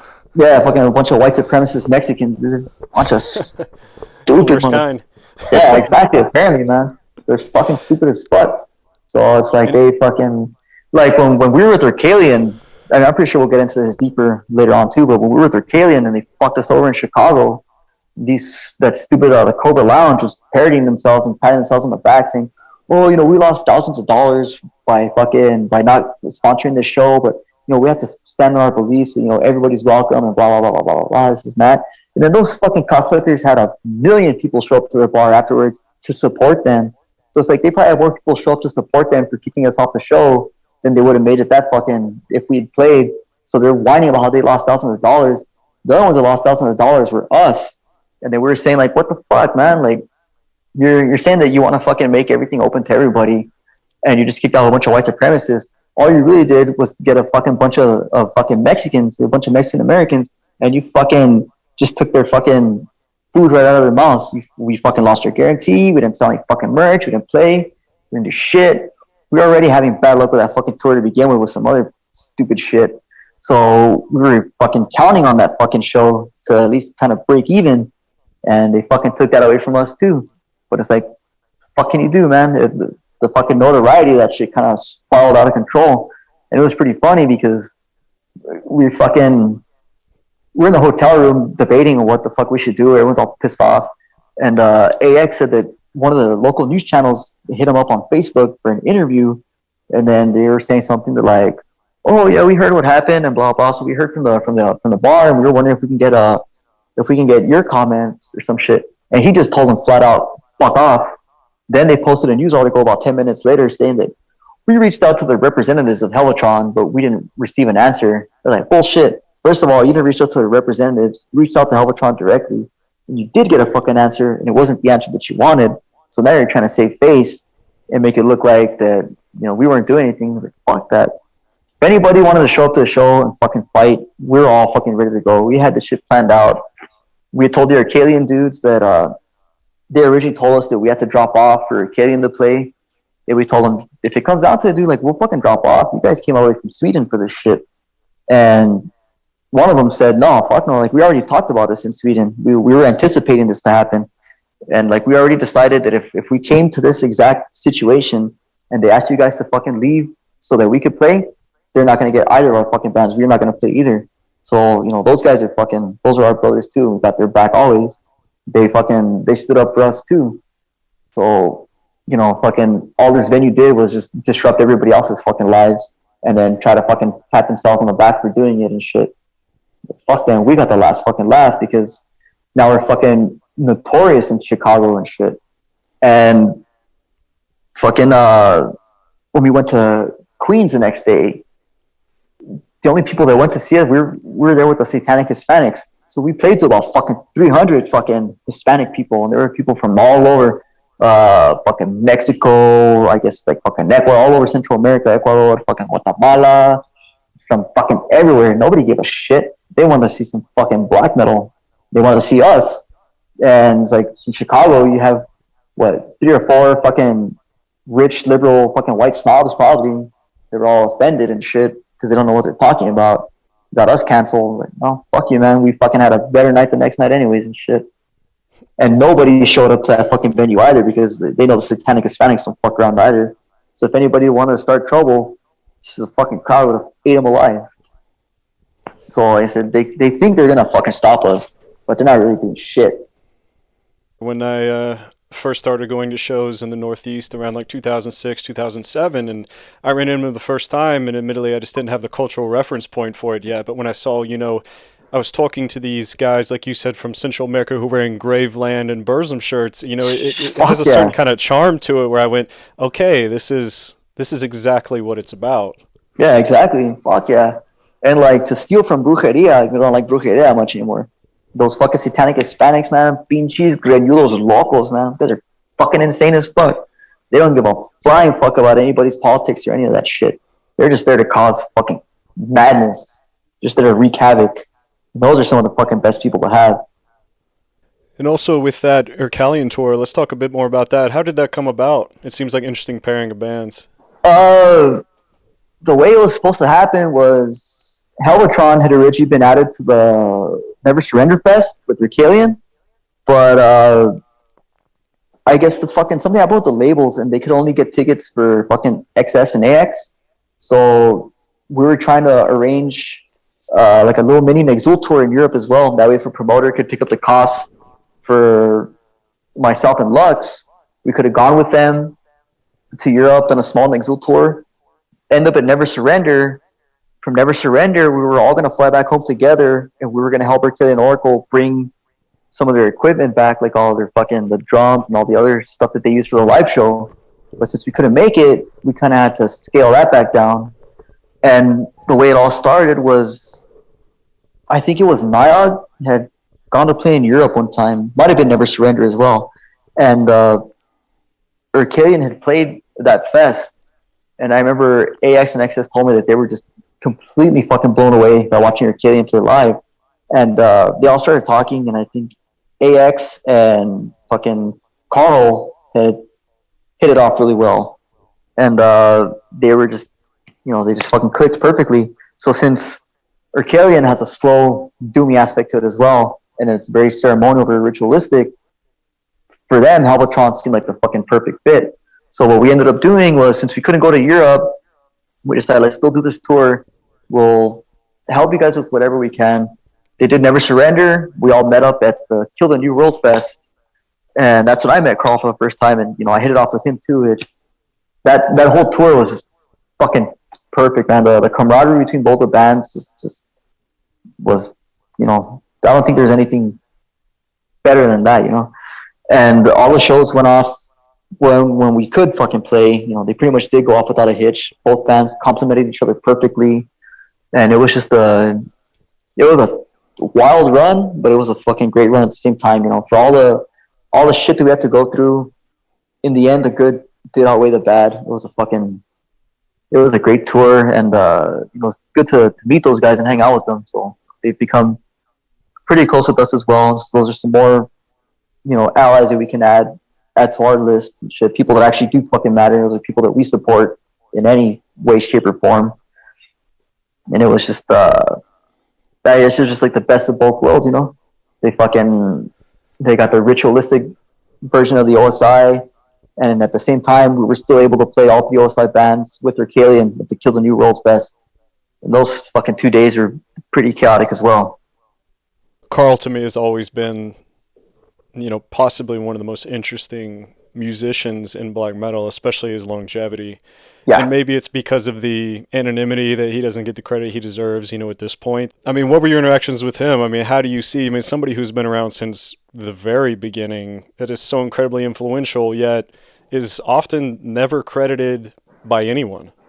I think Carl probably kind of likes that because it's like it's the anonymity he can keep to himself. He does what he needs to fucking do without having anybody bother him. And I know he's very keeps to himself a lot. He doesn't fucking go out of his way to talk to people and shit like that.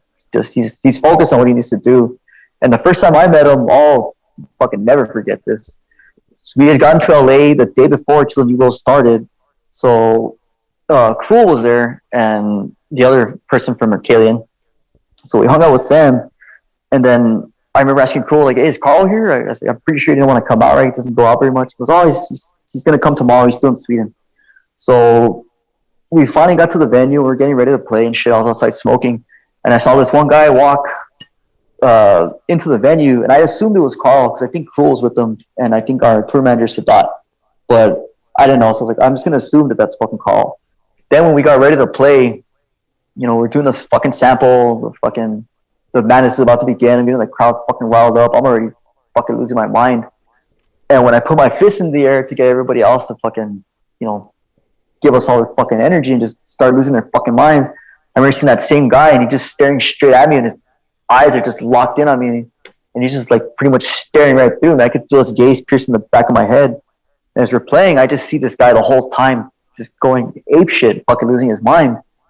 Then after we finished, I went outside again. I was smoking a cigarette and I was talking to somebody. And I thought somebody slapped me on the back fucking hard. What the fuck? And I turned around and I wasn't have to fucking, get into somebody's face. What the fuck was that? And I turned around and it was Carl just staring straight at me and shit. He was like, man, that was fucking amazing. This is what fucking death metal and black metal should fucking be like. He's like, oh, thanks, man. It's your Carl, right? Just, yeah. I told him, oh, dude, it's a pleasure to finally meet you because I'd heard about him throughout the years from fucking AX and XS and shit. And of course, I've known some of the work he's done with his other bands. I told him, yeah, it's a fucking pleasure to finally meet you. I could just see that fucking look on his face, and he was just completely ecstatic about what we just did with NEXUL. And because since we were the first band of the OSI to start that whole weekend off and that whole tour, that was pretty much just a sign of things to come. And you could see it in his face that, like, if that's how it's going to start, that we're fucking getting ready to do something monumental. And after that, yeah, that's how it was. And, we would hang around on tour a lot. Everybody would be doing their own thing and shit. I would talk to Carl, talk to Cruel, blah, blah. Talk to Carl a lot. Very fucking intelligent guy. Just has a lot of fucking very interesting views on the world. And it's a fucking pleasure talking to him, man. Just to pick his brain and to see someone that's so fucking well studied, so well traveled, and to just hear what he has to say is just fucking, it was just a pleasure to fucking be around him and experience all that and to talk to him about it. You guys have gotten to the point, especially in Niag, where just wearing a piece of merchandise or something is such a statement in itself that, put a target on your back. I remember years ago that Zola Jesus live video where the drummer, I believe, had on the Yanked of his shirt on, and it's hilarious, that cross-cultural, punishment coming. I think it was one of the old Niag drummers was the one that told us about that, and it was either him or fucking XS, and they're like, have you heard this band called Zola Jesus? And I'm like, what the fuck is Zola Jesus? So I played this video and we saw the Niag shirt and we actually started laughing. We were like, what the fuck? But it wasn't because of like the band or anything, because I don't even remember how the band sounds. I might fucking like them for all I fucking know, but it was just like you said, it was like such a cross-cultural thing. I'm like, what the fuck? That's like seeing Jim Croce wearing a fucking Slayer shirt. It was like, it doesn't make any sense. So yeah, like, so we've been searching for that video for a long time, but yeah, like wearing a Niag shirt is pretty much like fucking, that's like Edward Norton pulling up a shirt, showing a fucking swastika on his fucking chest, man. You put that Niag shirt on and people are going to get fucking pissed and disgusted. And all you can do is just revel in it because they're fucking morons. It's quite an accomplishment, really. Yeah, fuck yeah, it is. Just this fucking put on a shirt and watch people's heads fucking explode and watch them lose their fucking minds. It's insane. And it takes so little now. I mean, a shirt. Yeah. But it's also, their careers with OSI as a whole, it's just shows you how directly that just refusing to play the game of apologizing or, begging for forgiveness and these things. If you just say no, nothing happens. Yeah, exactly. If you fucking give in to everybody, then you don't fucking, like I said, what's the point of fucking doing anything if you're just gonna fucking not stand up for yourself and not follow through on your convictions? Like, fuck that. You gotta fucking push back. Especially if you claim to be a fucking Satanist and Satan is the adversary and you're just gonna fucking not do anything adversarial. What's the fucking point in doing anything? You're already fucking lost. Especially when the consequences are so low, really, like you spoke of. I mean, when has someone come up and actually made you pay a physical consequence for any of this? Yeah, they don't do shit. When we were, it was a fucking Herculean tour too. I want to say it was,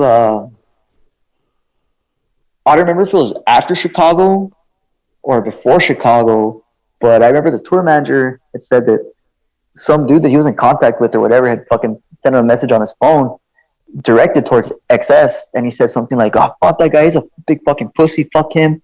He's all, give me that guy's number so I can talk shit to him." He's like, first of all, oh, you're gonna talk shit to him through fucking text, oh, you're such a big man yourself. But he fucking told him that, and XS said, "No, don't give him my fucking number, but you tell him that I said this. Next time fucking Niall is in his fucking town, to let us know, we'll put you on the fucking guest list. You can go to the green room, you can bring as many of your fucking friends as you want. We'll fucking square up in the back like fucking men. We'll see who the fucking real pussy is." So he fucking sent him that message, and the guy replied back like, "Oh, no, man, I don't want any trouble, bro. I don't want to fight. I just, just want to tell him, what I think and shit." Like, well, fuck you then. Fucking pussy ass motherfucker. And it's almost a way now, especially in black metal, if it's almost a barometer of being right in your message if you do get this pushback in this way.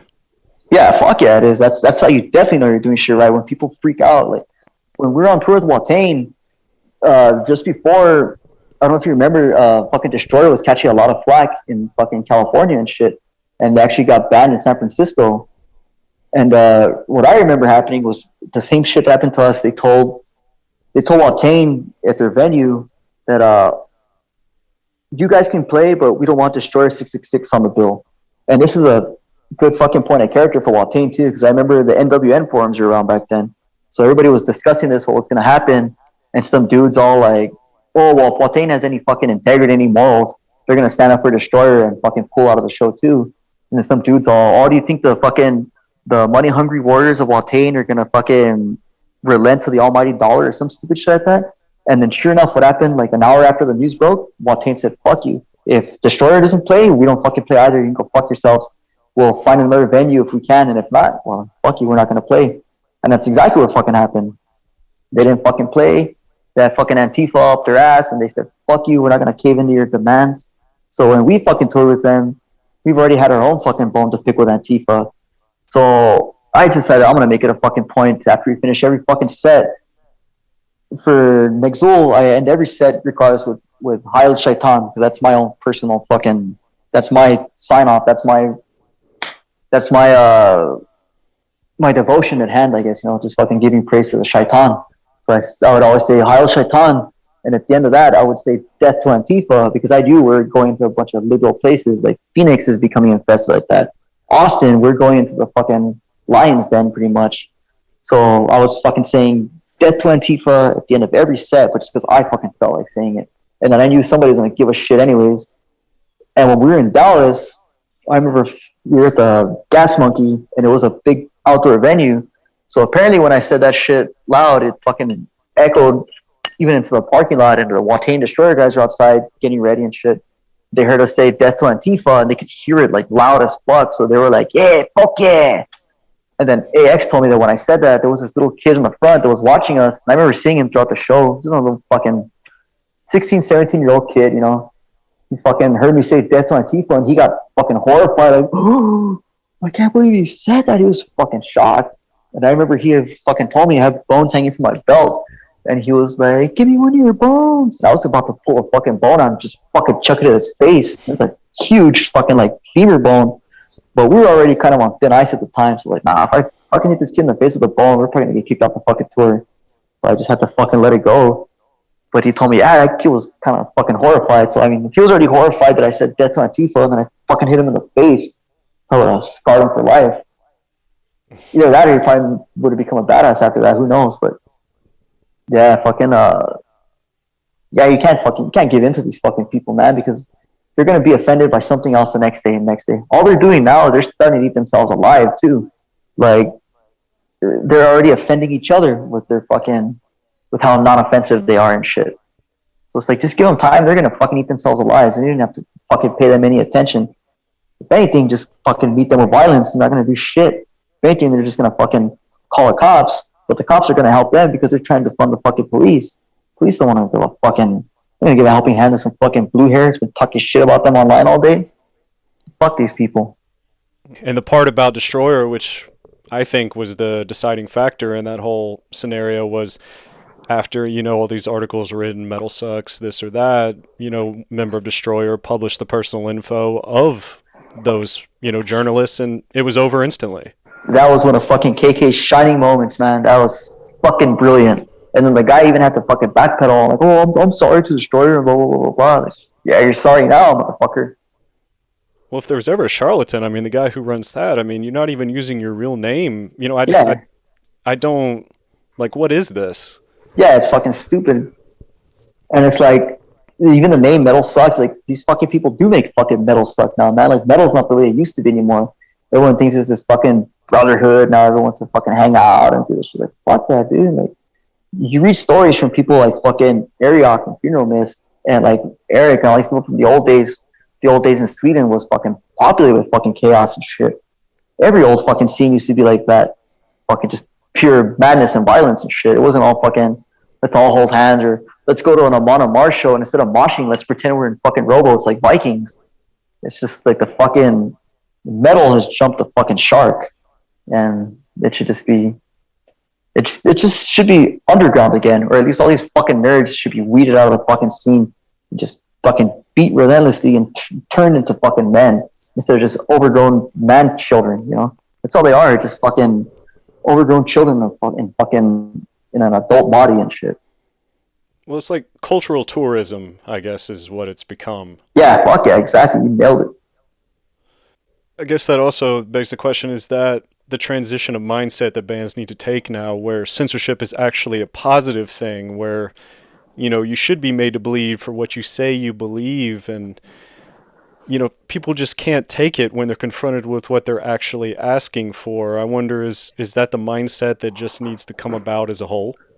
Yeah, it's like when they had the fucking, the PMRC, and then they had all the fucking parental advisory labels on the fucking albums. That was a selling point for a fucking album. Like, it was like, this is the album that your parents don't want you to listen to. This is the album that the president don't want you to listen to. Now it's that kind of same shit. Like, if everyone's being censored, it should be like, oh, this is the band that society doesn't want you to listen to. That should be a fucking selling point. Like, what they're saying is fucking has everybody up in arms and it's ruffling feathers.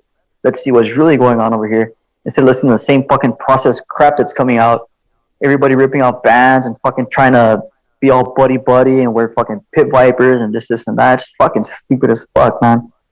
It's like the old days are gone, but the old ways haven't fucking been forgotten. There's a lot of people in the old guard that are still around and still fucking fight for that shit because it means something. And that should be coming back again too. Just start fucking, if they censor you, be like, fuck you, man. This is something that you fucking obviously can't handle. This is why it's called extreme metal or extreme music, whatever the fuck you want to say it. It's extreme ideals being put forth. And of course, not everybody's going to fucking like it. If you don't fucking like it, you can go fuck yourself. Or show up and try to be a man about it. If you actually fucking, if some fucking nerd actually showed up to one of our shows and try to fucking fight, I would have more respect for them because at least they try to do something. Still get your fucking ass kicked, but at least you fucking try to fucking fight. And then, who knows, maybe from there, start growing a fucking spine and start thinking for yourself and shit. But since that point, nothing's fucking happened yet.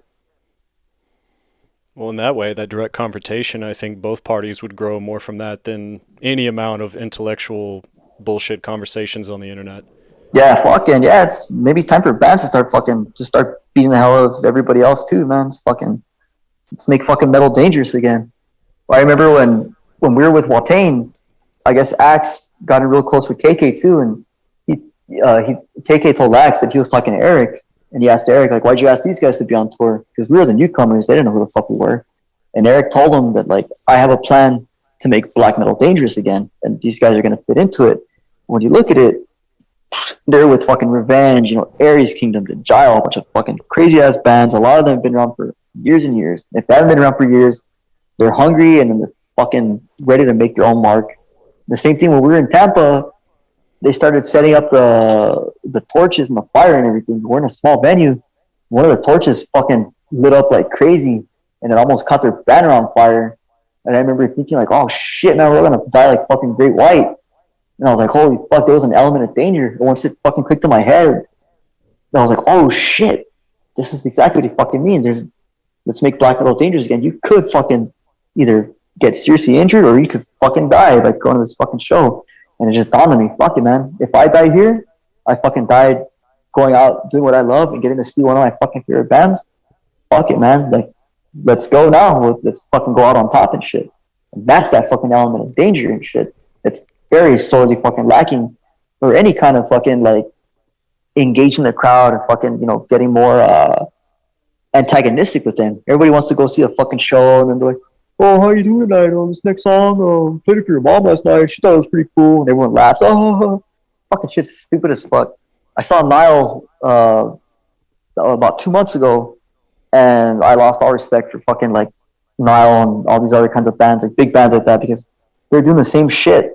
When those bands used to have, they were at least somewhat dark, they meant something. Everybody's just trying to fucking pander to the crowd and be bros. Like, fuck that, man. I want to see people get kicked in the face. When I went to see Theocide in 2006, I believe, fucking Glenn Ben was playing with Vital Remains too. So it was Vital Remains and then Theocide back to back. That shit was fucking crazy as all fuck. Got my ass handed to me in the pit. Thought I fucking broke my nose. I fucking went to go put my face back together and make sure I had all my teeth. And Glenn Ben gets on the mic, starts talking shit. Yeah, I heard a bunch of motherfuckers got fucked up in the pit, blah, blah, blah, blah, a bunch of pussies and shit. And I was in the restaurant, fuck you. And he goes, last song's Dead by Dawn. So I fucking just went running back and I jumped into the fucking pit. I'm not a fucking big guy, but I heard that shit and it just fucking fired me up. I don't give a fuck if I get knocked down again or he fucking stomp over my face. I want to be part of this fucking madness and shit because he inspired it too. Oh, fuck these motherfuckers. They can't handle it. This is the last song. Fuck that. Jump right back in. Just fucking giving all you got, going to fucking hell and back. That's the way it should be. They're just fucking hanging back at the shows, just fucking doing nothing and shit. You gotta get in it. That also brings to mind the Euronymous quote I know we're both fond of, where it's, we need less bands, we need more terrorists. Fuck yes, exactly. And that's exactly what it is. I mean, that's varying degrees of how literal you can take that, I guess, but I mean, the essence of that is everything, really. Yeah, fuck yeah, because if you look at it, black metal itself is a genre that was raised on fucking terror. When it first started, people were fucking just shocked to hear bands openly fucking singing about Satan and shit like that. And then it starts escalating into fucking churches being burned down. There's fucking dead animals and blood on stage. Fucking people are getting killed left and right. That's fucking terror in its purest form. People are afraid to fucking go to shows. They're like, what's gonna happen? Am I gonna get fucking stabbed and shit? That's what it should be. And as I said, to varying degrees, there's all kinds of shit you can do to fucking make your mark. And it seems like black metal could definitely use more of that. Again, it's almost like there needs to be another G.G. Allen or something close to it, You have to fucking get naked and throw shit at the crowd, but do something. There's gotta be a spark to set it off. And I think Watain was probably is the closest thing. Again, going back to that Tampa show, that was pretty fucking crazy. I guess some guy had been taking pictures of Pele, and he had his flash on, and Pele yelled at him, turn your fucking flash off, and the guy didn't listen. He fucking took a picture again, and Pele just walked up the stage, kept playing because he had his wireless system on his guitar, walked up the stage, walked into the crowd, and fucking beat the shit out of that guy. Then he just fucking walked back up on stage and kept fucking playing. Like, you don't see shit like that anymore, The defining moment for convincing me on Watain as artists as a whole was at Maryland Death Fest. I know it was right before the lead up to Lawless Darkness release. I don't remember what year that was, 2010, something like that. Yeah, it was 2010. And during their set, I was in the front row, and one of the members of DRI came Jumped on stage. Was trying to clown them, like do a little dance thing, and the whole squad just beat his ass. And I just, as soon as that moment, I went, okay, There it is. That's fucking crazy because I was there too. I was fucking dead center of the stage, like right in front of Eric. I remember I didn't even fucking see that shit happen because I was so into the show. They had just started playing Sworn to the Dark, and I remember hearing like they were playing like the first verse kind of cut off. But I remember earlier in the set they had some difficulties too, so I thought, oh, the guitar dropped out, and it happened in such a split second that they fucking beat his ass and they went back to playing. And so I was just fucking losing my mind in the front, so I didn't even see it happen until the next day. I was at the hotel room and I was fucking looking for footage and I saw Watain beats up the guy from DRI and I was like, what the fuck? And that's when I realized, oh, that's when the sound dropped out. I was fucking pissed because I missed it. And I think my fucking camera had gotten knocked out of my hand at that point because I recorded most of that set, but I don't have it on film. It's not that I remember. But I remember at one point, the fucking crowd was going crazy as fuck, so someone knocked the camera out of my hand and I tasked the security guard to grab it for me. It was almost like metaphorical in a way, where it's like this band that is such a relic of the past in every way. I mean, could anyone really say that they're relevant in any sense? I mean, they've never been to me in general, but of course now, I mean, 30, 40 years on.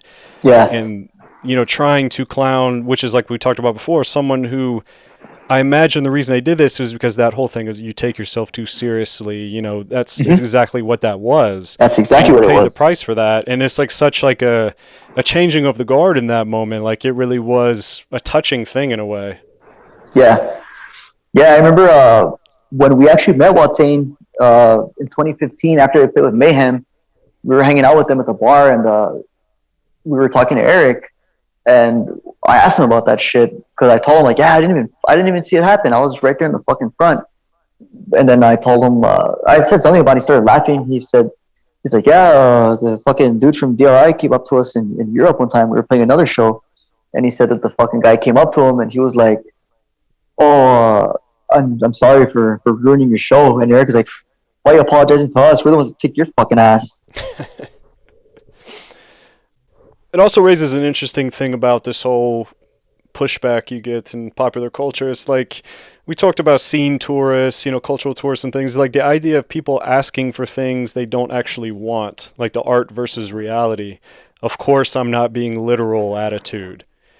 And I feel like that's something we see very much so now culturally, where it's like, how many bands use the word pestilence in a song title and then is instantly, you have to listen to this guideline of this when it comes to COVID, or we have to do this. Like it really is like people falling apart the instant like what you ask for is actually brought to you. Yeah, fuck, everyone's like, oh, I was you're taking it out of context. I was only seeing that in the fucking lyrics or blah blah. But it's like, if you don't believe what you're even writing about, why are you even doing any of it? It's bullshit. You're a fucking charlatan.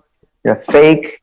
And yeah, a lot of fucking bands do that shit. Like, I think it all started because of, I want to say, Obituary, when they started playing life metal versus death metal. They did that fucking, what's that one album with that song, Don't Care? It's all about like polluting the world and shit. Mm-hmm. It's like, oh man, fucking death metal, like, that's exactly, you can see where the European mindset came from, where they grew up listening to bands like Obituary and fucking Deicide and Morbid Angel because they were evil as fuck. And then everyone starts thinking about fucking social issues and all this other dumb shit. Like, what the fuck does that have to do with any fucking like satanic grand aspects? You're just fucking thinking about society's problems and all this shit. Now you have all this fucking R8BM and all this fucking anti-fascist black metal and all this other bullshit. It's like, what the fuck does that have to do with anything, man? You just take your fucking, go trumpet your causes somewhere else, have a parade somewhere and go fuck off, don't try to bring black metal into it, because it has nothing to fucking do with black metal. And then the people that don't even have their own spine to stick up for what they're saying are even fucking worse, because they should have fucking been standing up for what they say to begin with, man. That's very true. Okay, I wanted to shift now. I don't want to talk about being American, being in America. It just doesn't feel like we live in a real country. It feels like we live in a shopping mall, especially culturally. I'm not really sure what there is to gain from it in a positive sense.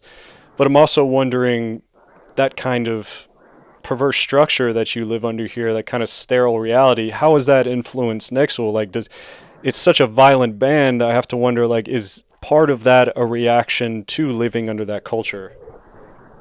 For me, a lot of it is because it's funny the paradox that we're stuck in, because I reject the modern world as much as I can, and here I am talking on a fucking smartphone on a Zoom meeting. So it's not like I'm gonna say I fucking rail against the modern world completely, because I'm not fucking, Thoreau fucking living in a Walden pond. I am forced to use this shit because that's how we got to go about life, But I reject, modern ideals, and that shit is what like inflames me and infuriates me to make me want to do this kind of stuff. It is railing against, modern just emptiness. There's no spirituality anymore. But part of it too is because where we live, El Paso, you'll see it being touted by a bunch of fucking people like Democrats and shit that it's such a safe city and blah blah blah and this and that. And I mean, for the most part, it is, but it's getting a lot worse again, like the way it used to.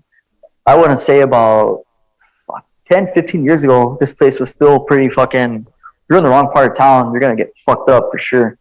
And I've heard from one of my chemistry teachers when I was in high school that there's trace amounts of lithium in the drinking water. So he said that that's why a lot of people in El Paso are kind of like laid back. And he nailed it perfectly, because he said it's a big city with a small time feel, just because everybody's just fucking laid back. Nobody really cares about anything here. Everybody just fucking wants to jump on the next trend, because El Paso is always months behind on something, So everyone wants to jump on the fucking trend, jump on the bandwagon and shit. Everybody wants to fucking post on their Instagram and do a bunch of stupid shit. And it's just, there's a huge disconnect between those fucking people and then certain places where we are. Like, if I were to go on the roof right now of the temple, you could see into Mexico. A lot of places around here are really fucking poor. People live in the real world, fucking day to day. They struggle and shit. They don't have time for stupid shit like that. So I guess it's like part of both worlds. We fucking live in the real world. We struggle. We know what it is. We know what it is to fucking work for everything that you have. Nothing is given to us. We earn everything that we fucking do. We've always earned everything that we do.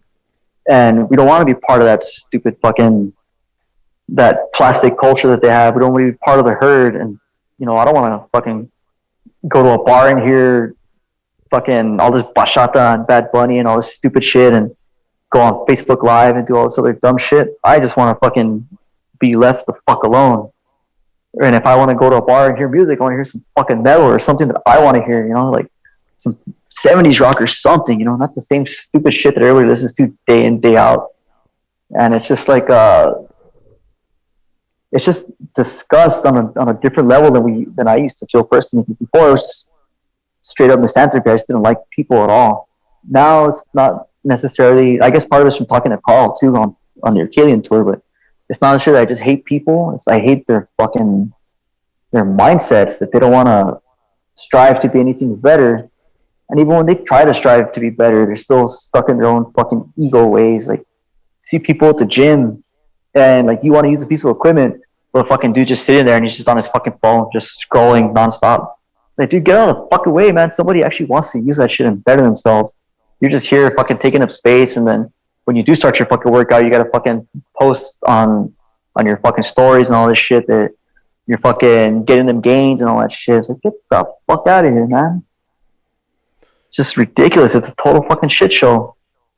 It's the decline of Western civilization, part 3, 4, 5, however many sequels are gonna make out of that shit.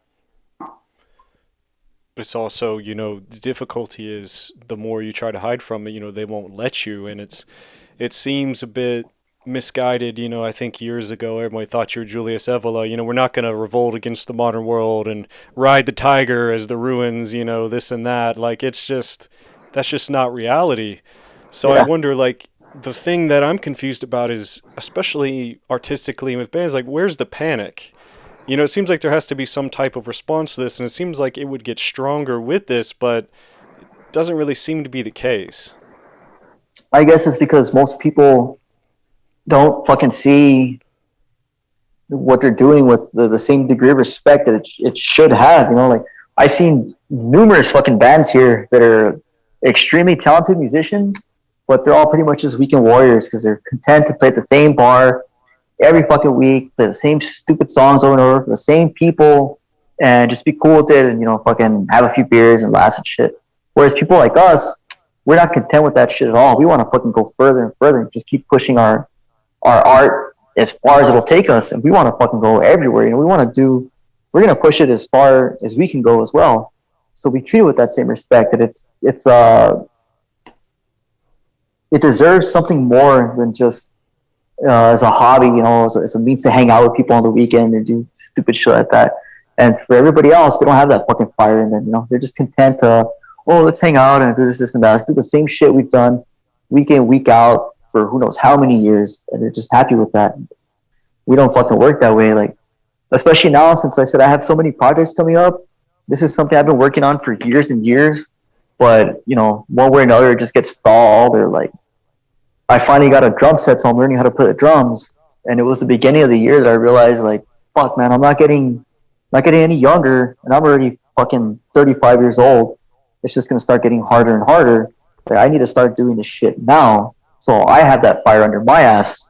Because not only do we have to keep doing what we've already established with NEXUL and, you know, Helvatron and all these other bands that we're doing, now I have more things that I want to put out before I fucking leave, and I have to move my ass on it.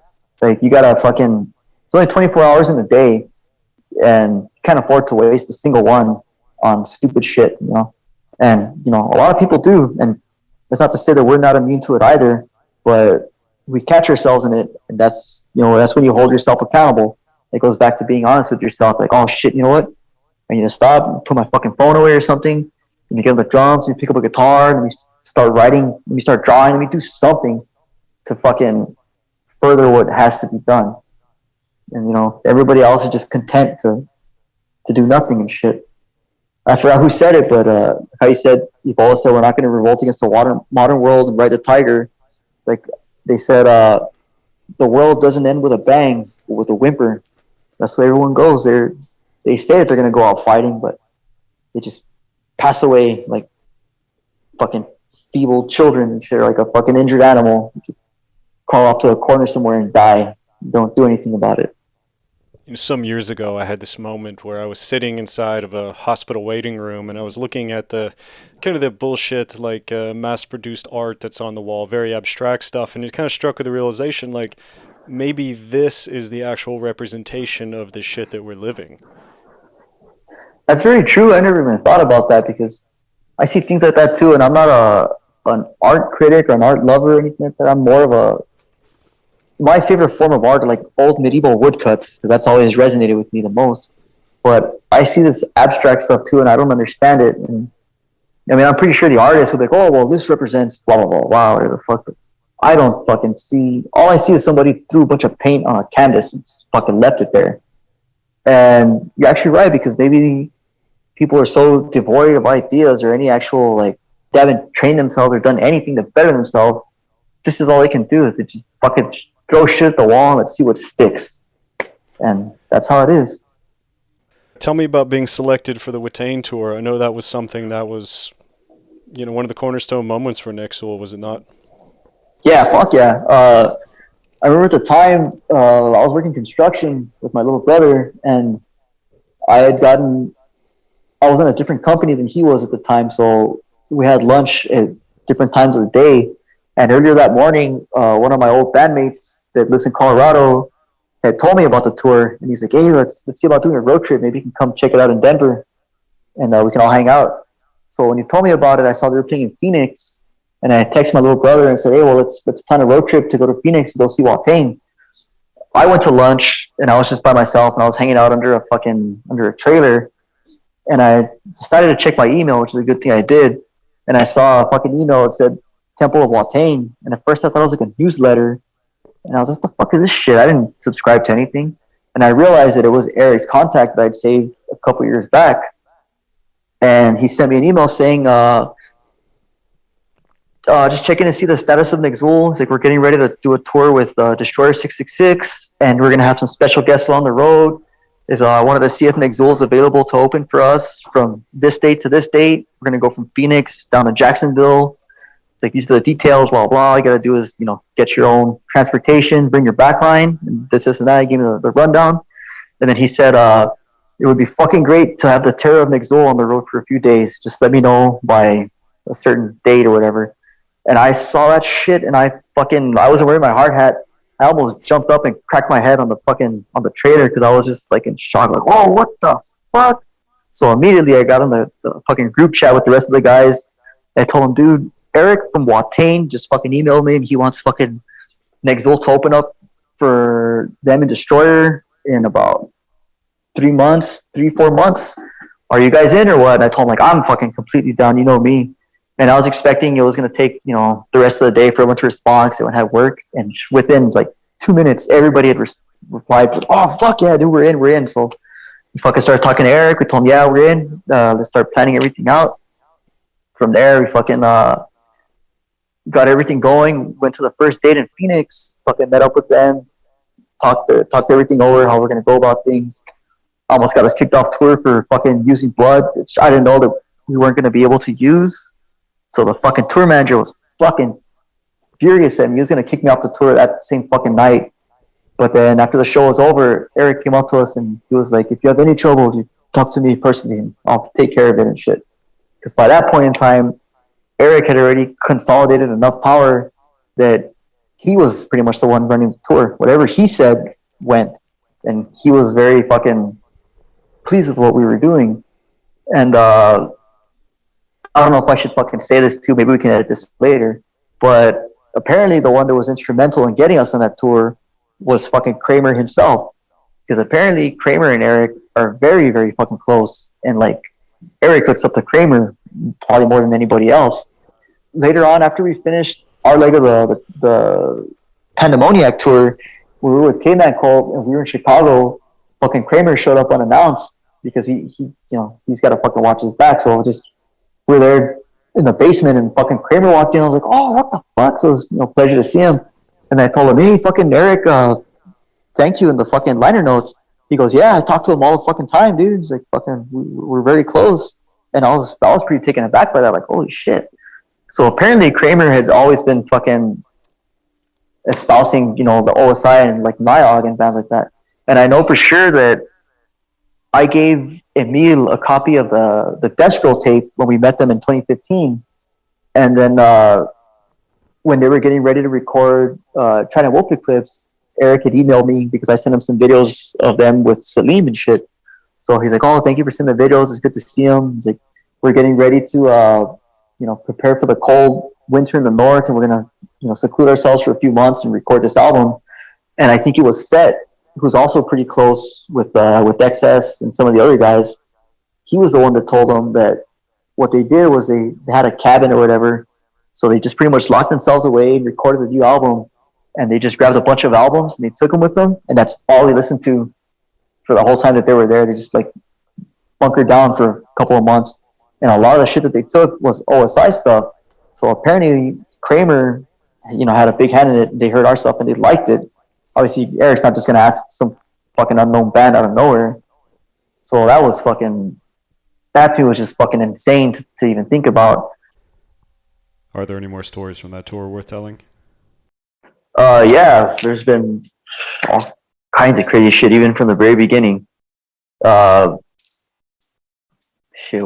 could we even start? I know there's one that's it's been talked about a lot more, like with the bands that we've toured with, and some of the people that we know, because I guess the metal scene in the U.S. is a lot more connected than you would know, because there's always a little festival going on here or there, or like a little weekend, I guess, getaway, for lack of a better term. So we've played a lot of these shows in like Cathedral of Black Goat and so on and so forth. When we finished the Pandemoniac Wolf March, we did the Nashville Desecration Tour. So it's you see a lot of the same faces and, a lot of the same bands playing. And right after we finished the Watain portion, and we were touring with K-Man Cult on Paradigm of Chaos tour, we were in Gainesville, in Florida, and it was going to be our last night in Florida. And I remember it's pretty much prophetic in a sense, because when we were playing, I remember yelling at the crowd that this is our final night in your fucking putrid state, and tonight is gonna fucking burn. After the set was over and done with, we went to some one of the guys who came and called, their friend had a house where she let us go. We could just hang out for a while, and we stayed there till about 3 in the morning or so, and then we decided we're going to go get our hotel room that was already reserved. But they didn't tell us that we had to check in by a certain time. So when we got to the hotel, they told us that the reservation was canceled and we no longer had a room. And if we wanted to get the room, the price had just shot up like double. So we called this guy and he goes, "Oh yeah, if you want, you can come back to this place and she's got plenty of room. You guys can stay here and we'll take off again in the morning." So we went to go eat. We got back to her house around 6 in the morning, and we were all exhausted by that point. So myself and XS stayed in the van, and AX and Lux went inside. We'd only been asleep for about 10 minutes, and then all of a sudden I remember the van door just like sliding open real fast, and Lux is there. He's telling us like, "Hey man, we gotta help this lady out. Her fucking house is on fire." And I'd only been asleep for about 10 minutes, so I don't know what the hell was going on. I thought I was still asleep, but I was like half awake, didn't know what was going on. But after about a second, like the weight of those words hit me. I was like, "Oh, what the fuck? Our house is burning down." So I got out and I looked, and early in the morning when you can see like mist and kind of like dew rising on the grass, you could see that, but it looked really thick. And then I realized that it wasn't mist; it was smoke. And I looked towards the house and I saw him just like running full speed. You could see smoke just pouring out of the house. So I told the other guy, like, "Oh shit, dude, this fucking lady's house is burning down, dude. We gotta get everybody the fuck out of there." So we go running in, and getting the caveman Colt guys out of there and trying to fucking just grab whatever we can, grab the rest of our shit, making sure everybody's out of the house. We go running out, like, what the fuck? This lady's running around looking for her cat, and they're trying to tell her like, "No man, your fucking cat was the first one out of here. Like that cat's gone. Like don't worry about it." And she went running around to the back. We had to chase her to the back to make sure she didn't try to go in. You could hear the glass cracking, and you could hear the roof finally starting to give way. So we grabbed her, went running the fuck out of there. Got to the front of the house, and her fucking like the roof caved in, and everything started coming down. And we're like, "Holy shit, what the fuck?" So we took off. We had to go stay somewhere else. One of the guys came back home, stay with her to make sure she was all right, and wait for the fire marshals and everything. And we had to wait to get all that shit taken care of. So we had a show later that night in Alabama that we had to pass up because we just couldn't leave on time. Like we didn't leave till about 4 or 5 in the afternoon. And I started thinking back, like, holy shit, man! Like I just fucking said that this day was gonna burn. This lady's house fucking caught on fire. And then right when we were leaving, we looked at the sunset, and it was just a very brilliant sunset, but it was like dark red and almost looked like the sky was on fire. Like, holy shit. So one of the other guys had texted the guys from Destroyer, like, "Dude, we were in a fucking house fire. Like, what the fuck?" It was crazy. As we kept, moving up towards New York, we got into Cleveland, and as soon as we got into the city limits of Cleveland, the first thing we saw was a fucking house on fire on the side of the road. We're like, "God damn, man, we haven't even played yet. Fucking houses are burning down." So at this point, the Caveman Colt guys and the Walking guys had already heard that we were in a fucking house fire. When we got to New York to go play St. Vitus, we invited all of them to come check it out. So everyone starts getting there, and I see Hampe, and the first thing Hampe says is like, "Man, I have to fucking hear about this fire." So everybody had already heard about it, like, what the hell was going on? And the first time we saw Eric, first thing he tells me too is, "I have to hear about this fire." And we told him what happened. He's like, "It's a very good omen. It means you guys are doing things correctly." And it just seems like everywhere we go now, people are like, "Damn, man, so what happened with that fucking house fire?" So it's kind of like I guess like a fucking urban legend going around with us.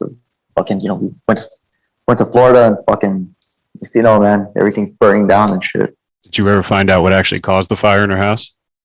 Yeah, the fire marshals had said something that like it was an electrical fire, that like something in her dryer caught fire. But the strange thing is she said she hadn't used it in about, I would say at least a week and a half, maybe longer. And we all thought, oh, maybe she didn't clean the lint trap or something. She said she had cleaned everything out. So there was like no lint in the dryer, no nothing. So I don't know, it was just a crazy electrical fire. But it makes you wonder when you're saying shit like your state's gonna fucking burn, and then this shit happens. It's like, oh fuck. Yeah, what are the coincidences? Yeah, exactly. And then that whole tour was just fucking pure madness, man. I remember we missed that date because of the house fire, and then we were driving up to fucking West Virginia, and the fucking van broke down. It was like smoke pouring in through the vents, because like, you can't put the radiator, so it's like smoke pouring into the vans. We had to pile out. Fucking had to go take the van to get fixed. So of course we missed another fucking date there. And then we were in this small like one horse town, and I don't know where the hell we were in West Virginia. And thankfully the auto place was still open, so we were able to get it fixed. They just said get it the next morning. And we're all like, fuck, man, this is, money's gonna come out of our pockets. And then one of the K-Man Cold guys tells us, yeah, like I know it fucking sucks too, but I think it's pretty funny. Like, look at the total bill. We looked at the bill, and it was fucking $666 to fix the van. All of us were just like, yeah, fuck, of course it would be. So fucking got that fixed. Took off again, and we're on the road for maybe about an hour. And the same shit started happening again. Fucking smoke starts pouring into the fucking to the van. So we're like, God damn it, dude, we're never gonna fucking make it to Tennessee. And we called AAA, and they're like, no, it's just because fucking hills in West Virginia are murder, especially on vans like that. So like, just keep your speed down, and once you pass through the worst of it, then you should be fine. Slow down. Got that out of the way, and fucking finally made it to Tennessee. Did our last fucking shows. Came back home. I'm like, God damn, dude, what a fucking wild turn of events all that shit was. From being in Tampa, thinking that we're gonna fucking die because Wataine's gonna burn the fucking venue down, and then being in a place that actually did fucking burn down, and we're in there, and then almost fucking choking to death in the van, all the smoke, coming out to $666. Like, God damn, dude, well, fucking Paradigm of Chaos is the perfect title for that tour. That's exactly what it was. I guess it does show that doing what you do does have consequences, right? Yeah, fucking A right, especially when you believe wholeheartedly in it. Then, like, fuck, what else has happened? You're in, all the fucking whole fiasco with Arcade Oracle in Chicago. That was a lot of fun. We got told the day before that the venue was gonna cancel the whole show, like, unless Halvatron got kicked off the bill, because apparently we were a bunch of Nazis and shit. So we told the Arcadian guys, like, nah, we won't play the show. Like, you guys came from Sweden. We're not going to fucking, you guys need as many shows as you can get. And the drummer told us, nah, fuck that. Like, we already had this talk before we even left Sweden. And we said that we were prepared for this exact moment. So we said, if this happens, we're not going to play either. It's either both of us or none of us are playing. We said, all right, well, we'll see what we can figure out. Our tour manager spent like the next 2-3 hours running around, calling venues, trying to find a place to play. And then we ended up finding a venue that said, yeah, you guys can play there, and there's no restrictions whatsoever. They could fucking care less about what we did. So we said, all right, we're fucking set. Just nobody mention it until the day of, so nothing goes wrong. And then some fucking idiot on Facebook has to start opening his big fucking mouth and like, oh yeah, Antifa, you're never gonna fucking stop us, and blah, blah, blah.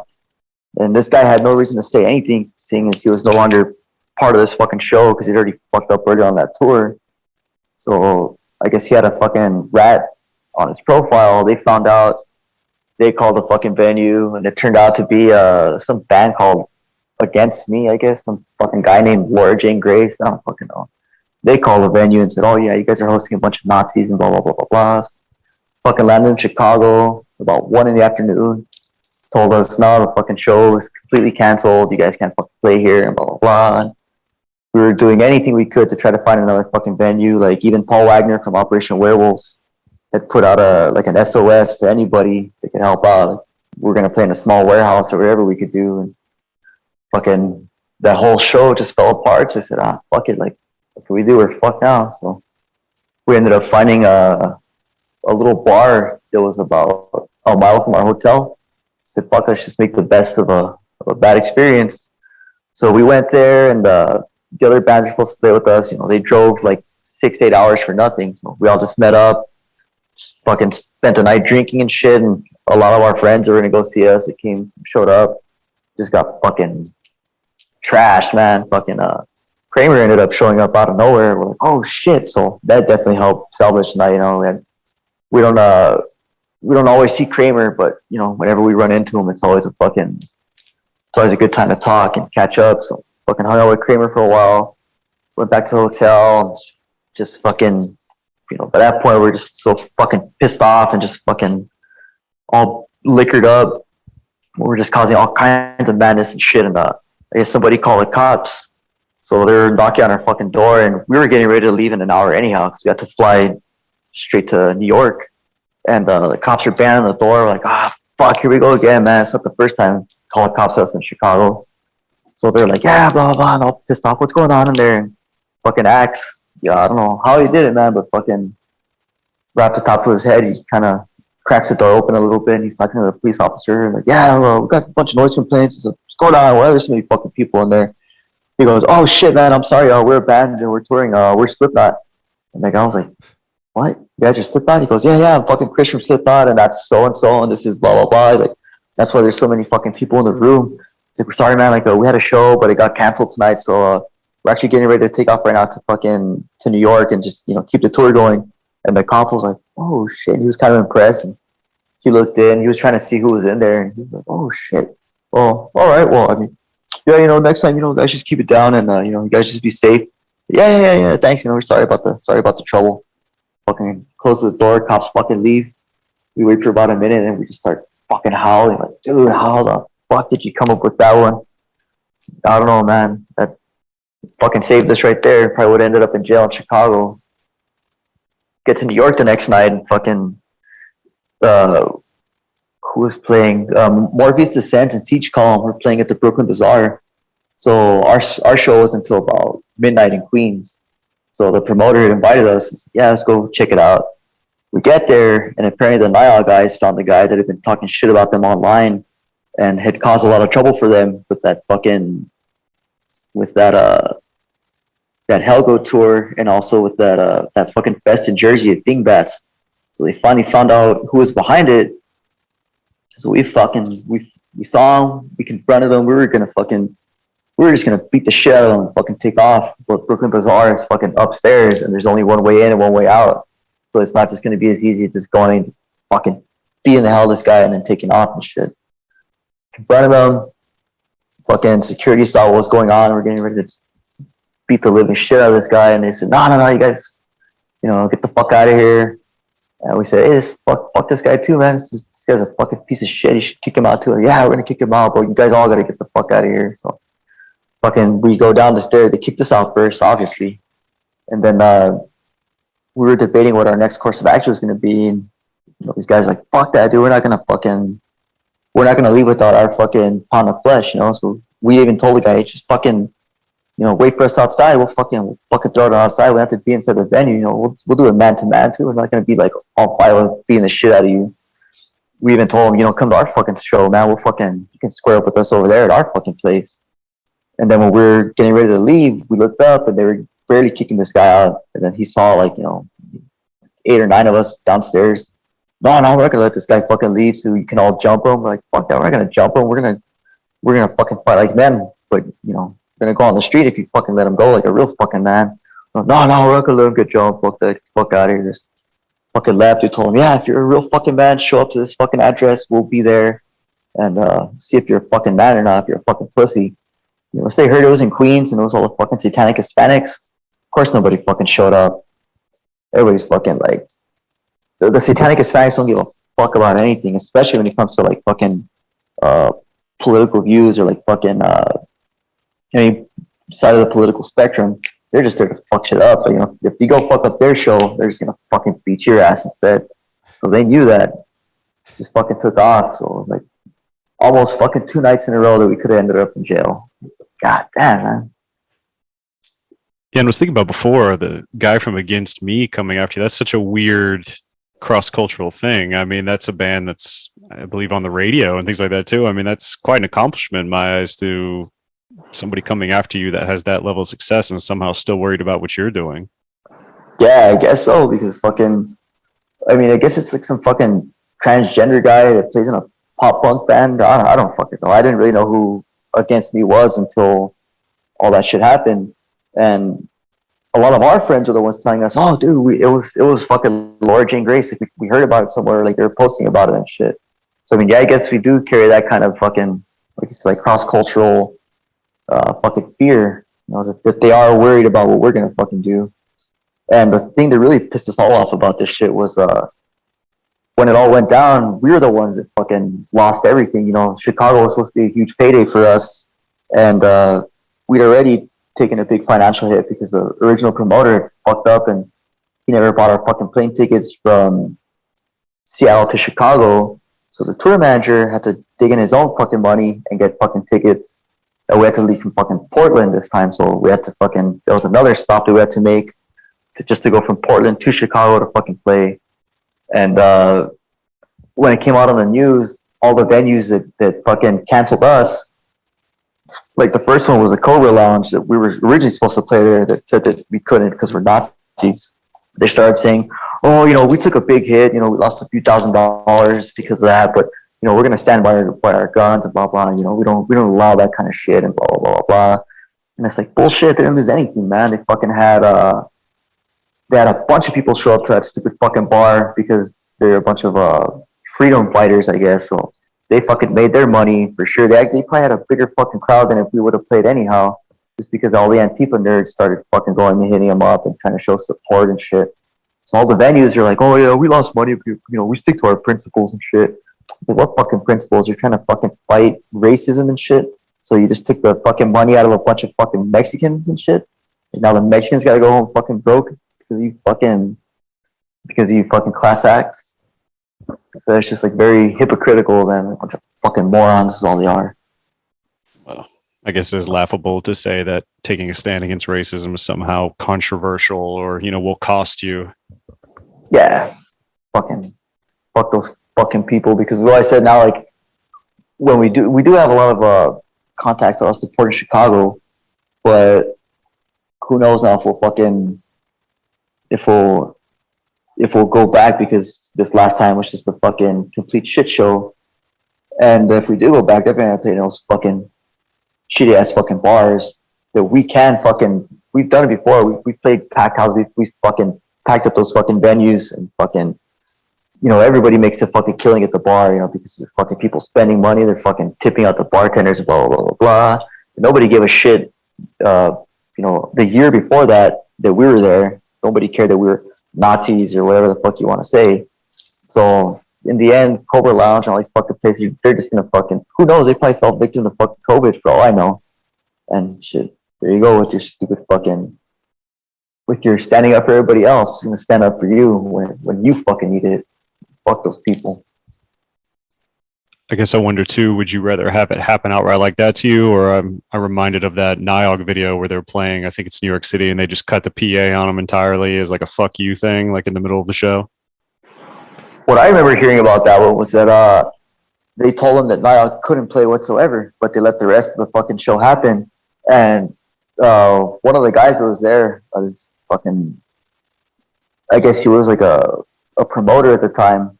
Well, I don't know if he was helping with that show, but he's one of our good allies too and shit. Where everybody pretty much fucking knew that since NIOG was still there in the fucking building, that they were gonna fucking play no matter what. So the sound guy, I guess he was like, I'm not gonna be the one to catch wind for this shit. I'm not gonna catch flack for this shit. So before NIOG was gonna start setting up all their shit, he disconnected everything. So they set up, and fucking anybody that was left over, you know, from NIOG side, they were the ones figuring out how to plug everything back in. They said, you know, we're here, you're not gonna fucking stop us one way or another. And they'd already said beforehand that it was just gonna be one fucking song, and that's it. You can go fuck yourself.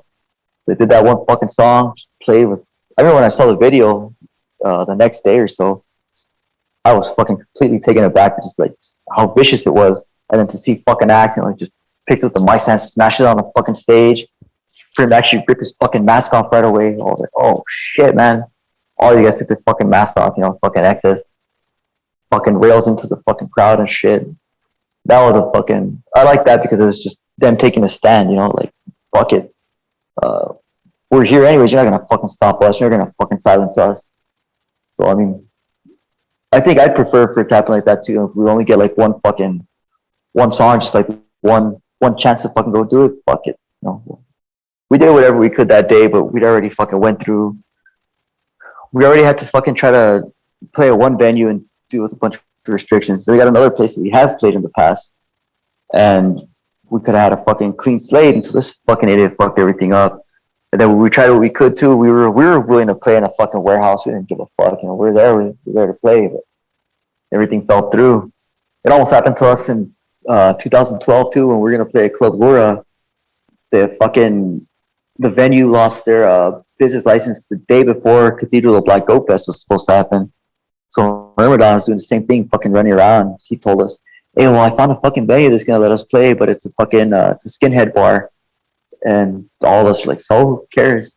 "Oh, just want to let you guys know." And he was like, "Do you think we fucking give a fuck? Skinhead bar, like, do we feel a bit more at home playing in a fucking place like that? It doesn't fucking scare us at all, you know? Like, we're there because we want to cause fucking violence and fucking make waves and shit. What better place to do it than a fucking skinhead bar? They're guaranteed to start fucking shit up."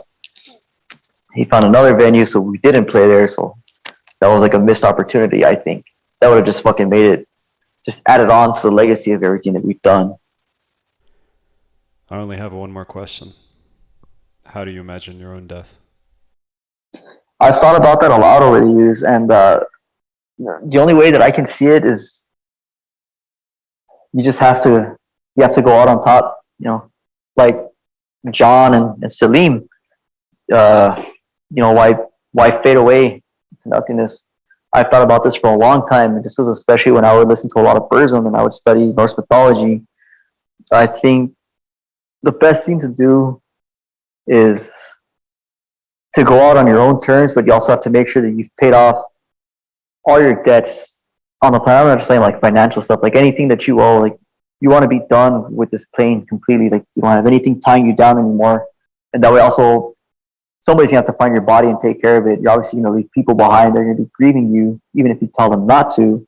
But somebody's gonna have to find you and fucking take care of all this shit. So the least you can do is take care of type as many loose ends as possible. And I think the best way to go about it would be to hang myself.